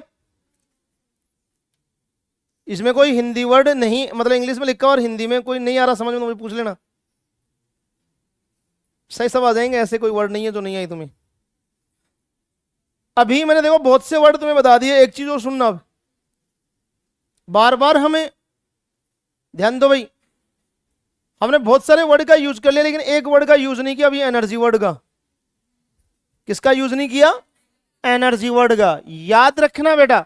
ये तो बेसिकली वैसे हम जानते हैं कि अगर मैं मान लो सपोज करो किसी भी सिस्टम को बाई पार्ट करता हूं तो यार एनर्जी तो चेंज होगी होगी, अरे एनर्जी तो कन्फर्म है, अगर अपन सिस्टम को बाई पार्ट करेंगे तो यार नंबर ऑफ मोल अगर उसमें आपको पता चेंज हो रहे हैं तो एनर्जी तो उन पे डिपेंड करेगी, तो चेंज होने ही होने, समझ गए। तो याद रखना एक चीज को, कभी भी अगर एनर्जी वर्ड आता है कहीं लगा हुआ, एनर्जी का मतलब यह हुआ कि तुम्हें मान लो सपोज करो काइनेटिक एनर्जी बोल दिया, पोटेंशियल एनर्जी बोल दिया, एनर्जी बोल रहा हूं मैं, इंटरनल एनर्जी बोल दिया, समझ गए। आपको एनर्जी का मतलब वो भी एनर्जी ही है, कौन, एंथैल्पी, हाँ समझ गए, एंट्रोपी वो भी एनर्जी है अपने आप में, गिब्स एनर्जी, डेल्टा जी वो भी एनर्जी ही है, मतलब मैं सारी एनर्जी का नाम लिख रहा हूं, इधर ध्यान देना। मैंने पहले बोला एनर्जी वर्ड की बात कर रहा हूं मैं, एनर्जी, एनर्जी का मतलब ई, इस वर्ड की बात कर रहा हूं। और ये जो एनर्जी वर्ड है ये कई टाइप का लिख रहा हूं मैं यहां पे, देखो एक तो लिखूंगा मैं डेल्टा यू जिसको इंटरनल एनर्जी बोलते हैं, एक लिखूंगा मैं डेल्टा एस जिसको एंट्रोपी बोलते हैं, एक लिखूंगा मैं डेल्टा जी जिसको गिब्स एनर्जी बोलते हैं, समझ गए, और एक लिखूंगा मैं डेल्टा एच जिसको एंथैल्पी बोलते हैं, एक लिखूंगा मैं पीई जिसको पोटेंशियल एनर्जी बोलते हैं, एक लिखूंगा मैं के जिसको काइनेटिक एनर्जी बोलते हैं। ये सब एनर्जी वर्ड हैं, और ये वर्ड कहीं भी तुम्हें दिखाई दे ले गलती से भी तो तुम समझ जाना एक्सटेंसिव है वो, समझ गए। हाँ, अगर गलती से भी दिखाई दे देना ये वर्ड कहीं तुम्हें तो कौन होंगी ये, एक्सटेंसिव। क्यों, क्योंकि ये मास और साइज दोनों पे डिपेंडेड होती हैं, ध्यान रखना। आगे अपन इनकी डिटेल स्टडी पढ़ेंगे, अभी बहुत सारी इन्हीं की स्टडी करेंगे चैप्टर में, क्या यही तो है अभी अपने चैप्टर में पूरा ये सब आएंगे, अभी पढ़ेंगे अपन, इन्हीं की तो स्टडी करेंगे, ये कौन होती है, क्या होती है, इनका क्या है काम, है ना आगे वो सारी चीजें। तो ये लिख लो एनर्जी फटाफट, इसी में एग्जाम्पल लिखना है, पूरा नाम लिखना, इंटरनल एनर्जी, इंटरनल एनर्जी आंतरिक ऊर्जा हिंदी में, हाँ। दूसरा लिखो डेल्टा एस जिसको हम एंट्रोपी बोलते हैं, एंट्रोपी चेंज कह दो, एंट्रोपी बोल दो, एंट्रोपी चेंज उसी का तो नाम है, हाँ एंट्रोपी बोलेंगे हिंदी में, एक ही बात है, एंट्रोपी हिंदी भी एंट्रोपी नाम है, ENTROPY एंट्रोपी, लिख लिया होगा। तीसरा लिखो delta G Gibbs free energy, Gibbs free energy, Gibbs मुक्त ऊर्जा, गिब्स ऊर्जा लिख लो शॉर्ट में, एक ही बात है, लिख लिया होगा। एक लिखो आगे डेल्टा एच एंथैल्पी चेंज या एंथैल्पी लिख लो, एक ही बात है, आगे इसकी डिटेल स्टडी करेंगे एंथैल्पी क्या होती है, लिख लिया होगा। पोटेंशियल एनर्जी पीई, जिसको बोलते हैं अपन क्या, स्थितिज ऊर्जा, और एक काइनेटिक एनर्जी गतिज ऊर्जा। समझ गए भाई। मान लो सपोज करो ये लोहे की राड है, इसको मैं यहां से तोड़ दूं, तो तोड़ने से क्या इसका टेम्परेचर चेंज हुआ? नहीं हुआ। समझ गए मेरी बात को? मतलब टेम्परेचर कौन हुआ? बिल्कुल। तो लिख लो भैया, ये इंटेंसिव में लिखना टेम्परेचर। अब इंटेंसिव के भी पहले कुछ पॉइंट लिख लो, इसके बाद आगे और बताता हूं मैं, साथ साथ चलेंगे दोनों। समझ गए? इसमें देखो कोई वर्ड अगर नहीं आ रहा, मैं बता रहा हूं। इसमें मास अभी बात हुई थी, वॉल्यूम अभी हुई थी। हाँ, एक ये भी ध्यान रखना, हीट कैपेसिटी। हीट कैपेसिटी इसकी भी डिटेल स्टडी करेंगे, अभी आएगा आगे इसी चैप्टर में। हीट कैपेसिटी, जिसको हिंदी में बोलते हैं ऊष्माधारिता। तो ऊष्मा ही आ गया ना, हीट, हीट नाम आ गया, इसलिए तो ये भी एक्सटेंसिव, ये ध्यान रखना। और इंटरनल एनर्जी, ये तो आएगी ना ये सारे, तो ये भी अपने आप में हीट कैपेसिटी भी यही है, ध्यान रखना, एनर्जी ही है। मैंने कहा ना कि एनर्जी वर्ड तुम्हें दिख जाए तो ध्यान रखना, एक्सटेंसिव होगा। हाँ जी बोलिए। अभी बताऊंगा बेटा, अगला पॉइंट यही तो बताने वाला था कि अगर मोलर आ जाए, पर मोल, वो हमेशा याद रखना, अगर किसी में पर मोल वर्ड जुड़ जाता है तो वो एक्सटेंसिव सब इंटेंसिव बन जाता है। अगर मैं इसकी जगह बोल देता मोलर हीट कैपेसिटी, तो पर मोल फाइंड आउट हो गया ना वो, और पर मोल फाइंड आउट वाली यूनिट हमेशा इंटेंसिव होती है, इसलिए वो तो अभी बताऊंगा, जस्ट आगे वाला है ना। तुम आगे चले गए थोड़ी सी, एक कदम है ना। अब आपने बोल ही दिया इसलिए बता रहा हूं, सुन लो फिर पहले। अगर कभी भी पर मोल कोई यूनिट फाइंड आउट की जाती है इनमें से ही, जैसे मान लो मैंने बोल दिया सपोज करो इंटरनल एनर्जी, और इसको बोल दिया मोलर इंटरनल एनर्जी, तो परमोल हुई ना। तो परमोल कभी भी या मोलर वर्ड आ जाए कभी भी किसी भी प्रॉपर्टी में लगा हुआ, तो याद रखना वो क्या होती है? इंटेंसिव होती है। समझ गए? परमोल, मोलर, क्यों? क्योंकि देखो तुम ध्यान देना इधर प्लीज, थोड़ा सा इंपॉर्टेंट चीज है ना। हाँ, इधर ध्यान दो। मैंने अभी बोला कि मास अपॉन मोलर वेट बराबर एन, लिखते होंगे आप, ऐसा लिखते हैं क्या? हाँ, सुनना अभी। ये कौन था पता अपने को? इंटेंसिव, ये सॉरी एक्सटेंसिव था, अभी अभी अपने बात की थी। ये कौन था? इंटेंसिव है। समझ गए? तो भैया यहां पे ऐसा नहीं है, एक बहुत गजब की बात, इसलिए बहुत बच्चे इसमें कंफ्यूज होते हैं, काफी बच्चे, कि यार मोलर, क्योंकि वो भूल जाते हैं कि मोलर वेट, वो माइंड में ये सोचते हैं कि यार वेट, वेट चेंज हो रहा ना, मतलब मोलर वेट भूल जाते हैं, उसको वेट ही समझ लेते हैं बहुत बच्चे। अभी थोड़ी देर पहले बात हुई थी मेरी, वेट और मोलर वेट अलग अलग चीज होगी भाई, अभी तो बात हुई थी। वेट तो ऊपर वाला है, ये तो मोलर वेट है। मोलर वेट, एटॉमिक वेट, ये हमेशा कौन होती है? चेंज नहीं होती, ये इंटेंसिव होती है, इसलिए इंटेंसिव लिखा हुआ है। तो ये कोई एक्सटेंसिव का नहीं है, दोनों का रेशियो कभी तुम उसको समझ लो। पर मोल, मोल आ गया ना यहाँ, मोल, और मोल के लिए मैंने बोला था बेटा अभी अभी मोल अभी कहा था मैंने, एक्सटेंसिव होती है यार, वेट चेंज होता ना, एक्सटेंसिव अभी तो बोला था मैंने समझ में आई मेरी बात? तो तीनों अलग अलग बातें हो गई, ये एक्सटेंसिव या इंटेंसिव, और इन दोनों का रेशियो क्या आ रहा है? एक्सटेंसिव आ रहा है। समझ गए? ये दोनों रेशियो ही तो हैं, लेकिन ऐसा नहीं कि यार रेशियो का मतलब, कुछ बच्चे इसको क्या मान लेते हैं? मोलर वेट को एक्सटेंसिव मान लेते हैं, तब इसको क्या बोल देते हैं? मोल को इंटेंसिव कह देते हैं गलती से। और ये क्वेश्चन बहुत बच्चों का गलत होता है, क्योंकि वो माइंड में ये भूल जाते हैं कि यार मोलर वेट, वेट वेट है, काटेंगे तो दो टुकड़ों में अलग, सबने बताया था अलग अलग। अरे यार मैंने तो वेट बताया था, मैंने मोलर वेट कब कह दिया था?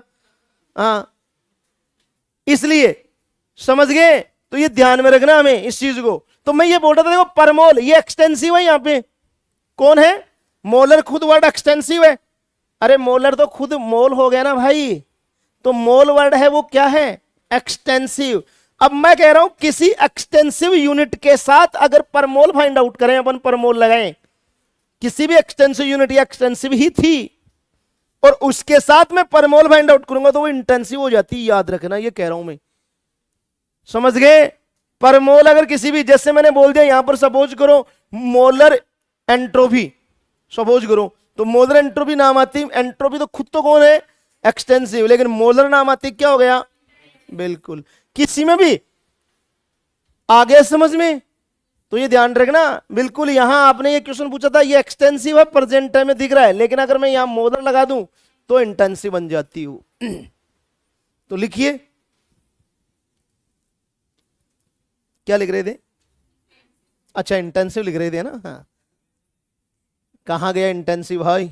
ये रहा। अभी बताया था वही बातें सर, लिखो फटाफट। क्या लिखा? डेफिनेशन तो लिख ली थी ना दोनों में, डिपेंड करती है नहीं करती है। हाँ, तो एग्जांपल लिख लो फटाफट फिर। है? अच्छा, इंटेंसिव की डेफिनेशन नहीं लिखी, लिखो। वो प्रॉपर्टी जो मास और साइज से इंडिपेंडेंट रहे, मतलब मास और साइज पर निर्भर नहीं करे। वो प्रॉपर्टी जो मास और साइज पर निर्भर नहीं करे। और एग्जांपल लिख लो भैया। ये रहे, देखो डेंसिटी आ गई डी, और देखो ये वर्ड आ गया, अभी अभी अपनी बात चली थी, अभी लिखाऊंगा इसको, आप इसको मत लिखना चाहिए अभी, अभी इसको लिखना मत, इस वर्ड को। अभी इसके नीचे मैं लिखाऊंगा नोट, तब लिखना। टेम्परेचर अभी बात हुई थी अपनी, जस्ट बता था। प्रेशर है, प्रेशर भी कभी चेंज थोड़ा, प्रेशर तो वही है, समझ गए। और पीएच, पीएच तो कंसंट्रेशन, अभी बताया था मैंने, कंसंट्रेशन टर्म हो गया। पीएच कौन हुआ?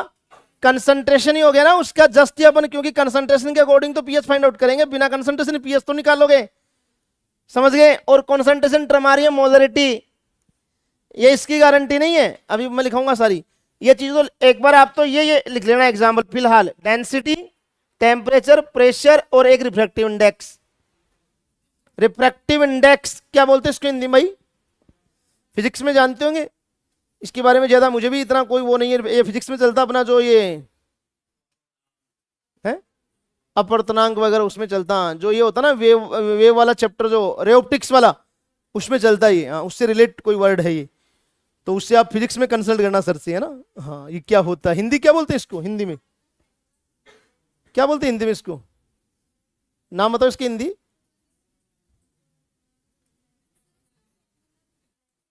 नहीं, हिंदी में क्या बोलते हैं इसको? ये हिंदी वाले पूछ रहे हैं क्या बोलते हैं भाई? अरे रिपीट मत बैठोगे हिंदी को, हिंदी नहीं जानते इसके, कोई बात नहीं, पूछ लेना फिजिक्स वाले से, नहीं जानते तो, है ना। हाँ, लिखो फटाफट फास्टली। हाँ, प्रेशर लिखना है। इंटेंसिव कैसे हुआ, प्रेशर क्यों हुआ, ये पूछ रहे हो क्या? अरे यार, जैसे प्रेशर है, मान लो सपोज करो मैंने कोई एक गैस ले ली फिक्स प्रेशर पे, सपोज कर लो, जैसे मैंने फिक्स एक कंटेनर लिया, उसमें गैस फिक्स कर दी, मान लो मैंने कह दिया 5 एटमॉस्फेयर प्रेशर फिक्स कर दिया उसका, गैस का। अगर मैं उस गैस को उसी प्रेशर तो फिक्स ही है, अगर मैं दूसरे कंटेनर में भरूं उसको, मान लो सेम उसी उतने वॉल्यूम के अंदर, तो प्रेशर तो वही रहेगा, चेंज थोड़ी हो जाएगा भाई। उस गैस को मान लो 1 लीटर के गैस के अंदर कांस्टेंट प्रेशर रखा उसका फिक्स, और मैं दूसरे कंटेनर के अंदर उसको भरूंगा, तो प्रेशर तो वही रहेगा, चाहे उसका, उससे हमें क्या मतलब है कितना ही हो जाए, लेकिन प्रेशर तो वही रहेगा, चेंज थोड़ी होगा प्रेशर उसमें। 5 एटमॉस्फेयर प्रेशर पे है तो वो 5 एटमॉस्फेयर प्रेशर ही रहेगा उसका, समझ गए। तो याद रखना, प्रेशर भी अपने आप में कौन होती है कि इंडिपेंडेंट प्रॉपर्टी होती है, ध्यान रखना, डिपेंडेंट नहीं होती है। प्रेशर, टेम्परेचर दोनों बातें ध्यान रखना, जबकि वॉल्यूम, क्योंकि अपन तीनों यूज करते हैं, कौन? पीवीटी, अरे पीवीटी तीनों यूज होती है ना। तो याद रखना, प्रेशर और टेम्परेचर तो होती है इंटेंसिव, और वॉल्यूम होती है एक्सटेंसिव, ये ध्यान में रखना तुम लोग। हाँ, ये लिख लिया क्या सभी ने? इसको मत लिखना अभी, ये तो बताऊंगा अभी, नीचे लिखो, इसके नीचे एक पॉइंट नोट करके। किसमें? इंटेंसिव में। इंटेंसिव में नोट लिखिए, दो एक्सटेंसिव प्रॉपर्टी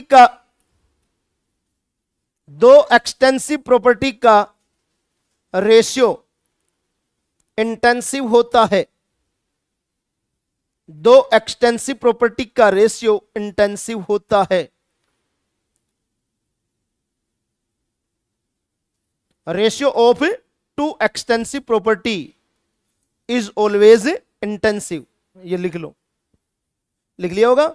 अब इसका एग्जाम्पल तुम दे सकते हो, कौन सा मैं लिखा था, कहां गया? अच्छा, उधर लिखा था उस पेज में, कौन सा लिखोगे, समझ गए ना? M/V बराबर D, ये लिख लेना, ये भी एक्सटेंसिव और ये भी एक्सटेंसिव और ये इंटेंसिव बन गया, ये ऐसे समझा देना, ध्यान में रहे। अगला एक नोट और लिखो इसमें, अगला note, next second note, intensive में नोट लिखना अगला। और अभी बताया था मैंने, कौन सा? All concentration terms intensive property होती है। ऑल कंसंट्रेशन टर्म्स, सांद्रता टर्म ऑल कंसंट्रेशन टर्म्स या सांद्रता टर्म्स इंटेंसिव प्रॉपर्टी होती है। और इसमें नाम लिख लो तुम, मोटे मोटे 5-4, तो ज्यादा भी नहीं, तो कौन कौन से लिखो। मोलरता, हाँ मोलरिटी, नॉर्मलिटी, लिख देता हूं मैं बोर्ड पे, तुम जानते हो वैसे तो, लेकिन लिख देता हूं फिर भी। मोलरिटी, मैं एम की बात करूं capital, molarity molality small M, normality कौन होती है, N capital, formality F, mole fraction अक्स,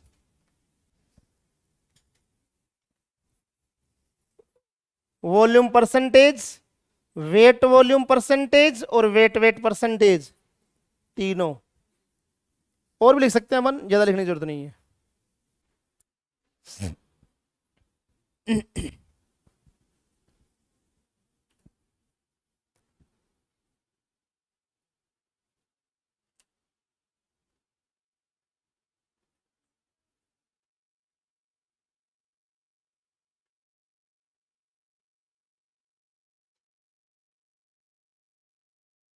आगे लिखो थर्ड नोट, नेक्स्ट अगला इंटेंसिव में थर्ड नोट और लिखो। किसी भी एक्सटेंसिव प्रॉपर्टी को पर मोल फाइंड आउट किया जाए, किसी भी एक्सटेंसिव प्रॉपर्टी को पर मोल बता रहा हूं मैं, मोलर, हाँ, किसी भी एक्सटेंसिव प्रॉपर्टी को पर मोल फाइंड आउट किया जाए, मतलब निकाला जाए, ज्ञात किया जाए, तो वह इंटेंसिव बन जाती है। किसी भी एक्सटेंसिव प्रॉपर्टी को पर मोल फाइंड आउट किया जाए तो वह इंटेंसिव बन जाती है। मेरा कहने का मतलब एक्सटेंसिव प्रॉपर्टी के साथ अगर मोलर वर्ड लगा दें अपन पहले तो वह इंटेंसिव हो जाएगा, ये कहना चाह रहा हूं। ऐसे मोलर एक्सटेंसिव ये बराबर होता है इंटेंसिव, ऐसे कह रहा हूं मैं। मोलर एक्सटेंसिव क्या होगा, इंटेंसिव, पर मोल का मतलब ये हुआ, समझ गए। हाँ, जैसे इसका एग्जांपल लिख दो नीचे, ध्यान में रहे। मोलर हीट कैपेसिटी, समझ गए। मोलर एंट्रोफी, मोलर एंथैल्पी, एक दो नाम लिख दो ऐसे ध्यान में रहे। Molar heat capacity, molar enthalpy, molar entropy. ये बेसिक बातें समझने वाली, थोड़ा ध्यान में रखना। लिख लिया सभी ने? अरे कोई तकलीफ थोड़ी, यही तो बताया मैंने कहा कि कोई भी एक्सटेंसिव प्रॉपर्टी होती है उसके साथ में मोलर वर्ड जोड़ दूं मैं। मोलर का मतलब है पर मोल हो गया वो, समझ गए। एक मोल के लिए फाइंड आउट कर रहे हैं हम, तो वो हमेशा क्या बन जाती है, वहां पर इंटेंसिव बन जाती है, समझ गए। हो गया कंप्लीट, किसी को कोई प्रॉब्लम नहीं है। अब और सुनना आगे की बात, एक नोट लिखो अगला दोनों के लिए, या दोनों में अलग अलग लिख लो, ध्यान में रहे। ध्यान रखना, जो एक्सटेंसिव प्रॉपर्टी होती है, इंपॉर्टेंट चीज, कोई भी एक्सटेंसिव प्रॉपर्टी वो हमेशा याद रखना एडिटिव होती है। ये स्टेटमेंट पूछा गया पीवाईक्यू में। कोई भी एक्सटेंसिव प्रॉपर्टी होती है वो क्या होती है, एडिटिव। एडिटिव का मतलब योगात्मक, योग होता है उसका। और कोई भी इंटेंसिव प्रॉपर्टी होती है वो एडिटिव नहीं होती, याद रखना। मतलब एक्सटेंसिव प्रॉपर्टी होगी वो एडिटिव होगी, और इंटेंसिव प्रॉपर्टी नॉन एडिटिव होती है। मेरा कहने का मतलब ये हुआ कि जो एक्सटेंसिव प्रॉपर्टीज होती हैं उनको हम योग कर सकते हैं, और ये वर्ड हमें काम आता है इलेक्ट्रोकेमिस्ट्री में, याद करो तुम लोग। वहां पर हमने डेल्टा जी बराबर क्या लिखा था, याद आया होगा, delta G1 plus delta G2 plus delta G3, याद आया होगा। लेकिन हमने सीधा नहीं किया था, क्यों किया था, क्योंकि G इज इक्वल टू क्या था, याद होगा, minus NF E naught cell. तो वहां E नोट हमने फाइंड आउट किया, तो अपन चाहते तो वहां भी डायरेक्ट कर सकते थे, E बराबर E1 plus E2 plus E3, लेकिन वो नहीं निकलता। क्यों, क्योंकि जो E है कौन, इलेक्ट्रोड पोटेंशियल। इलेक्ट्रोड पोटेंशियल हमेशा याद रखना इंटेंसिव प्रॉपर्टी होती है। इलेक्ट्रोड पोटेंशियल का मतलब क्या हुआ, एनर्जी, समझ गए। मेरी बात समझ में आ रही होगी। एनर्जी नहीं है, एनर्जी का परमोल फाइंड आउट किया, पॉइंट है वो। एनर्जी तो एक्सटेंसिव है, और उसका पर मोल निकला हुआ पॉइंट है कौन, इलेक्ट्रोड पोटेंशियल, तो वो कौन हुआ, इंटेंसिव, कौन, इलेक्ट्रोड पोटेंशियल। इसलिए हमने क्या किया, उसको फाइंड आउट करने के लिए डेल्टा जी फाइंड आउट किया, और डेल्टा जी क्या था, electrochemistry minus NF E naught cell, याद आया होगा। फिर उसमें हमने क्या किया था, delta G naught is equal to delta G naught 1 plus delta G naught 2, याद होगा। अरे कोई बात नहीं।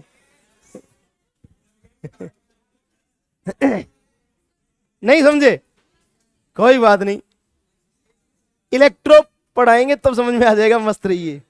मैं ये कह रहा हूं इतना समझना अभी तो मैंने, अरे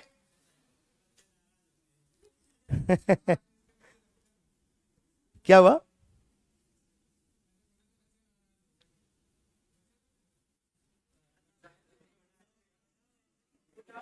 क्या कह रहे हो भाई, हैं? अच्छा बड़े हो गए क्या, चलो अच्छी बात है, धन्यवाद।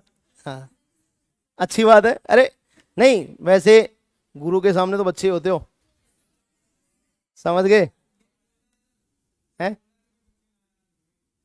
अच्छा भाई नाराज नहीं हुए हम, ये कहना सर क्या, हाँ नहीं कोई नाराज नहीं हुआ यार, हाँ कोई नहीं, अरे कोई नहीं यार, ध्यान दो, सुनो अब, अरे इतना सा टाइम और 10 मिनट और है, फटाफट ध्यान दो मेरी बात पे। हाँ इस टॉपिक को पूरा करूं, ध्यान देना। मैं इसलिए बोल रहा था ये पॉइंट, मैंने सोचा कि कुछ रिपीटर बच्चे बैठे हैं तो वो समझ जाएंगे, तब बोला था मैंने, नहीं तो मैं नहीं बोलता, फ्रेशर बच्चे तो बेचारे नहीं जानेंगे, उनके तो पता ही नहीं अभी। मैं ये बोल रहा था कि बेटा हमेशा याद रखना, एक्सटेंसिव प्रॉपर्टी होती है वो योगात्मक होती है, बोल रहा हूं, मतलब एक्सटेंसिव प्रॉपर्टी का हम योग करते हैं, जबकि इंटेंसिव प्रॉपर्टी है वो योगात्मक नहीं होती, ये कहना चाह रहा हूं मैं, समझ गए। ये हमेशा याद रखने की बात है, मतलब एक्सटेंसिव होगी वो क्या होती है, योगात्मक, और इंटेंसिव योगात्मक नहीं होती है, तो लिख लो ये पॉइंट दोनों में, ये लिखा हुआ ना इसमें, ये रहा, extensive property are additive in nature, जबकि उधर लिखा हुआ intensive property are non additive, not additive एक ही बात है, नॉन लिख दो नोट लिख दो एक ही बात है, दोनों में अलग अलग लिख लेना, मतलब एक्सटेंसिव योगात्मक होती है, इंटेंसिव योगात्मक नहीं होती। इसीलिए देखो अपने ऐसा करते हैं बेटा, मैं ये समझा रहा था, ध्यान दो, आप वहां यूज करोगे इस पॉइंट को, देखो एक्सटेंसिव कौन थी, डेल्टा जी, मैंने बोला था अभी, इसलिए हम डेल्टा जी को यूं लिख सकते हैं, डेल्टा जी 1 प्लस डेल्टा जी 2, ऐसे और भी आगे कर सकते हैं। ऐसा ही हम, मैंने अभी बोला था कि डेल्टा एच भी एक्सटेंसिव होता है, तो इसको भी हम delta H 1 plus delta H 2 ऐसा लिख सकते हैं हम, समझ गए मेरी बात को। हाँ, ये कहना चाह रहा हूं मैं, जबकि हम डायरेक्ट जो इंटेंसिव होती है उसको ऐड नहीं कर सकते, याद रखना, तो लिख लो इस पॉइंट को। अगला पॉइंट देखिए नेक्स्ट, अरे समझ में आई कि नहीं बातें,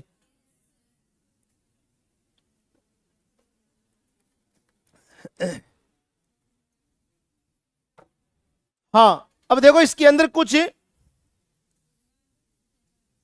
क्वेश्चंस हैं, वो क्वेश्चन देखना आप।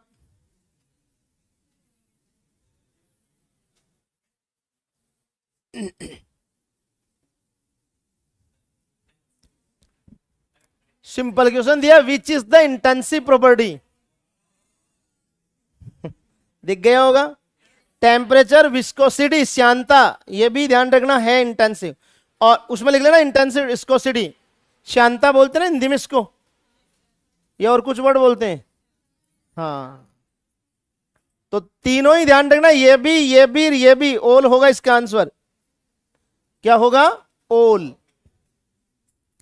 इंटेंसिव पूछा भाई, एक्सटेंसिव नहीं पूछा। चलूं आगे, ये कह रहा है कि इंटेंसिव प्रॉपर्टी कौन सी है इनमें से, सारे ही हैं, फटाफट लिख लो। अगला क्वेश्चन देखिए, हाँ अभी लो बेटा, चलो भाई,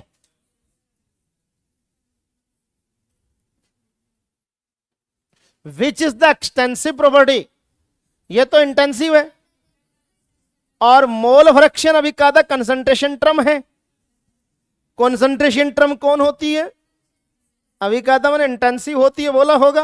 हाँ, डेंसिटी, क्योंकि मैंने कहा था दो एक्सटेंसिव प्रॉपर्टी का रेशियो है तो होना ही है। इंटरनल एनर्जी, हाँ एनर्जी वर्ड आए, मैंने कहा था कौन होती है, एक्सटेंसिव होती है, इसलिए कौन सा आंसर आएगा, फोर्थ। समझ गए। हाँ, मैं तभी तो बोल रहा हूं कि तुम आराम से धीरे धीरे क्वेश्चन को पकड़ना है, आराम से चलिए, आराम से होगा। अब तुम आराम से नहीं करोगे, जल्दीबाजी में करोगे तब नहीं होगा भैया। और फिजिकल का तो ये रूल होता है कि पहले क्वेश्चन को पकड़ो ढंग से, अच्छे से। क्या कहना चाह रहा है ये, खास यही है। देखो मैं आपको बार बार बोल रहा हूं, फिजिकल का क्वेश्चन गलत नहीं होता अगर हम उसको सही ढंग से पकड़ेंगे क्वेश्चन को। तो हम क्या करते हैं, जल्दीबाजी करते हैं, जल्दीबाजी में क्वेश्चन तुरंत गलत कर देते हैं, क्योंकि हमारा वो आंसर जो आता है वो ऑप्शन में होता है और वो गलत होता है। ये कह रहा हूं मैं, इसलिए जल्दीबाजी ना करें। अगला क्वेश्चन देखिए बेटा, which is the extensive property. अभी अभी बात की थी हमने, देखो प्रेशर एक्सटेंसिव है क्या, इंटेंसिव है।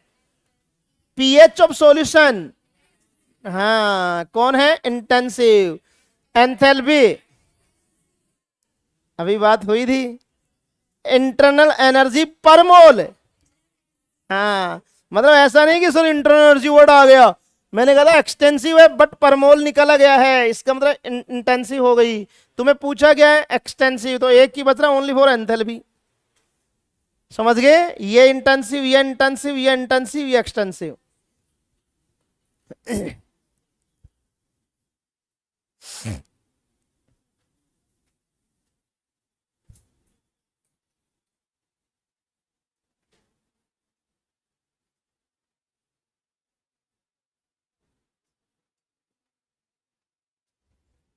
चलो भाई,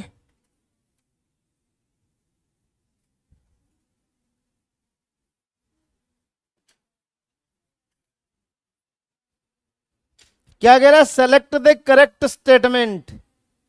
extensive properties are non additive in nature. क्या पूछा है, करेक्ट पूछा है, इसका मतलब ये तो गलत है। आगे, intensive property are additive in nature, गलत है।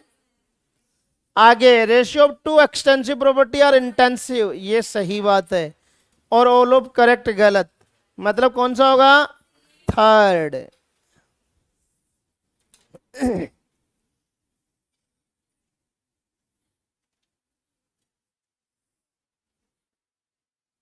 अरे ध्यान दे ले, है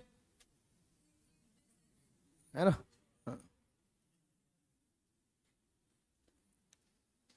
चलो आगे, हाँ लिख लो।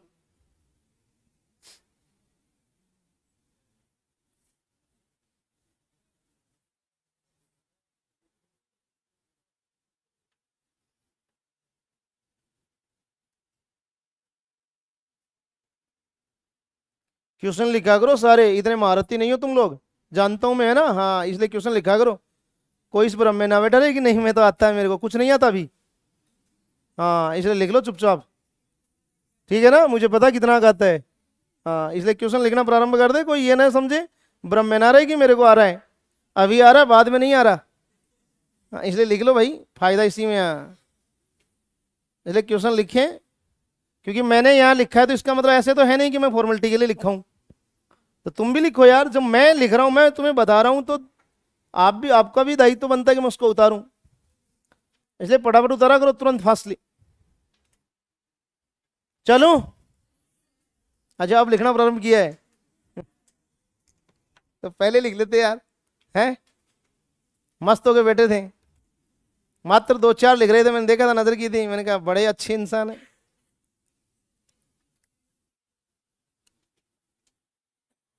क्या हुआ,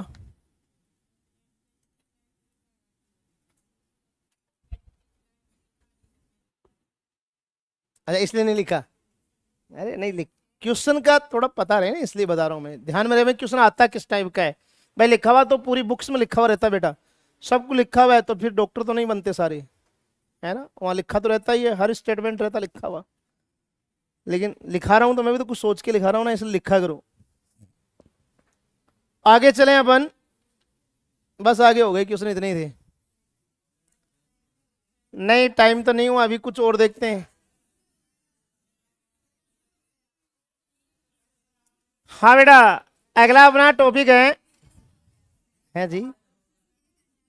अच्छा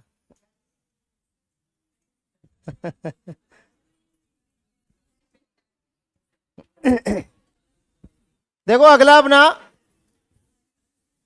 अरे ध्यान दे लो विद्वानों, विद्वानों ध्यान दे लो भाई। हाँ,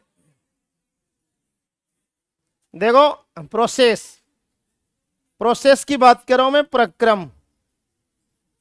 प्रोसेस का मतलब क्या है? प्रक्रम। ध्यान दो भाई, पहले तो हम ये देखें प्रोसेस का मतलब है क्या। प्रोसेस का मतलब होता है कि जो सिस्टम और सराउंडिंग है, इन दोनों के बीच में हीट का एक्सचेंज होना, मास का एक्सचेंज होना, और वो थ्रू प्रोसेस होगा, मतलब एक अलग प्रक्रम के द्वारा, प्रोसेस के द्वारा होगा। अलग अलग प्रोसेस उसमें यूज करेंगे हम। वो कौन से होते हैं? जैसे तुम लोगों ने नाम भी पढ़े होंगे, अपन वहां भी पढ़े थे स्टेटोमेटर में। जैसे आपने नाम पढ़े होंगे isobaric, isochoric, isothermal, adiabatic, cyclic. ऐसे 5 प्रोसेस पढ़ेंगे हम इसमें मेनली। कौन कौन से बताए मैंने? Isobaric, isochoric, isothermal, cyclic and adiabatic. तो प्रोसेस 5 हैं, लिखिए 5 नाम। पहला प्रोसेस है आइसोथर्मल प्रोसेस, दूसरा है आइसोकोरिक प्रोसेस, तीसरा है आइसोबारिक प्रोसेस, और चौथा है एडियाबेटिक, और पांचवा है साइक्लिक। इसको हिंदी में बोलते हैं समतापीय। इसको बोलते हैं हिंदी में आइसोकोरिक सम आयतनीय। इसको बोलते हैं समदाबीय, और इसको बोलते हैं रुदोष्म, और इसको बोलते हैं चक्रीय।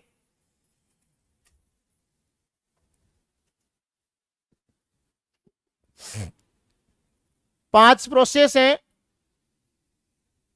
इन पांचों की डिटेल स्टडी करेंगे। पहले तो इनके बारे में थोड़ा थोड़ा हमें पता होना चाहिए, फिर बाद में स्टडी आएगी। जैसे मैं वर्क कंप्लीट कर लूंगा तो वर्क में अलग अलग पढ़ेंगे इसमें। पहले तो हमें इनका बेसिक पता होना चाहिए कि इनकी डेफिनेशन क्या होती है और इसमें प्रोसेस क्या होता है, ये पता होना चाहिए हमें हर का। उसके बाद में जैसे हम वर्क कंप्लीट कर लेंगे तो वर्क में अलग अलग प्रोसेस में वर्क पढ़ेंगे हम, तब इसका बहुत ज्यादा रोल है। इसलिए हमें बेसिक पता होगा तभी आगे कर पाएंगे वो। तो वो बेसिक अपन कल करेंगे, ठीक है भाई? ओके जी।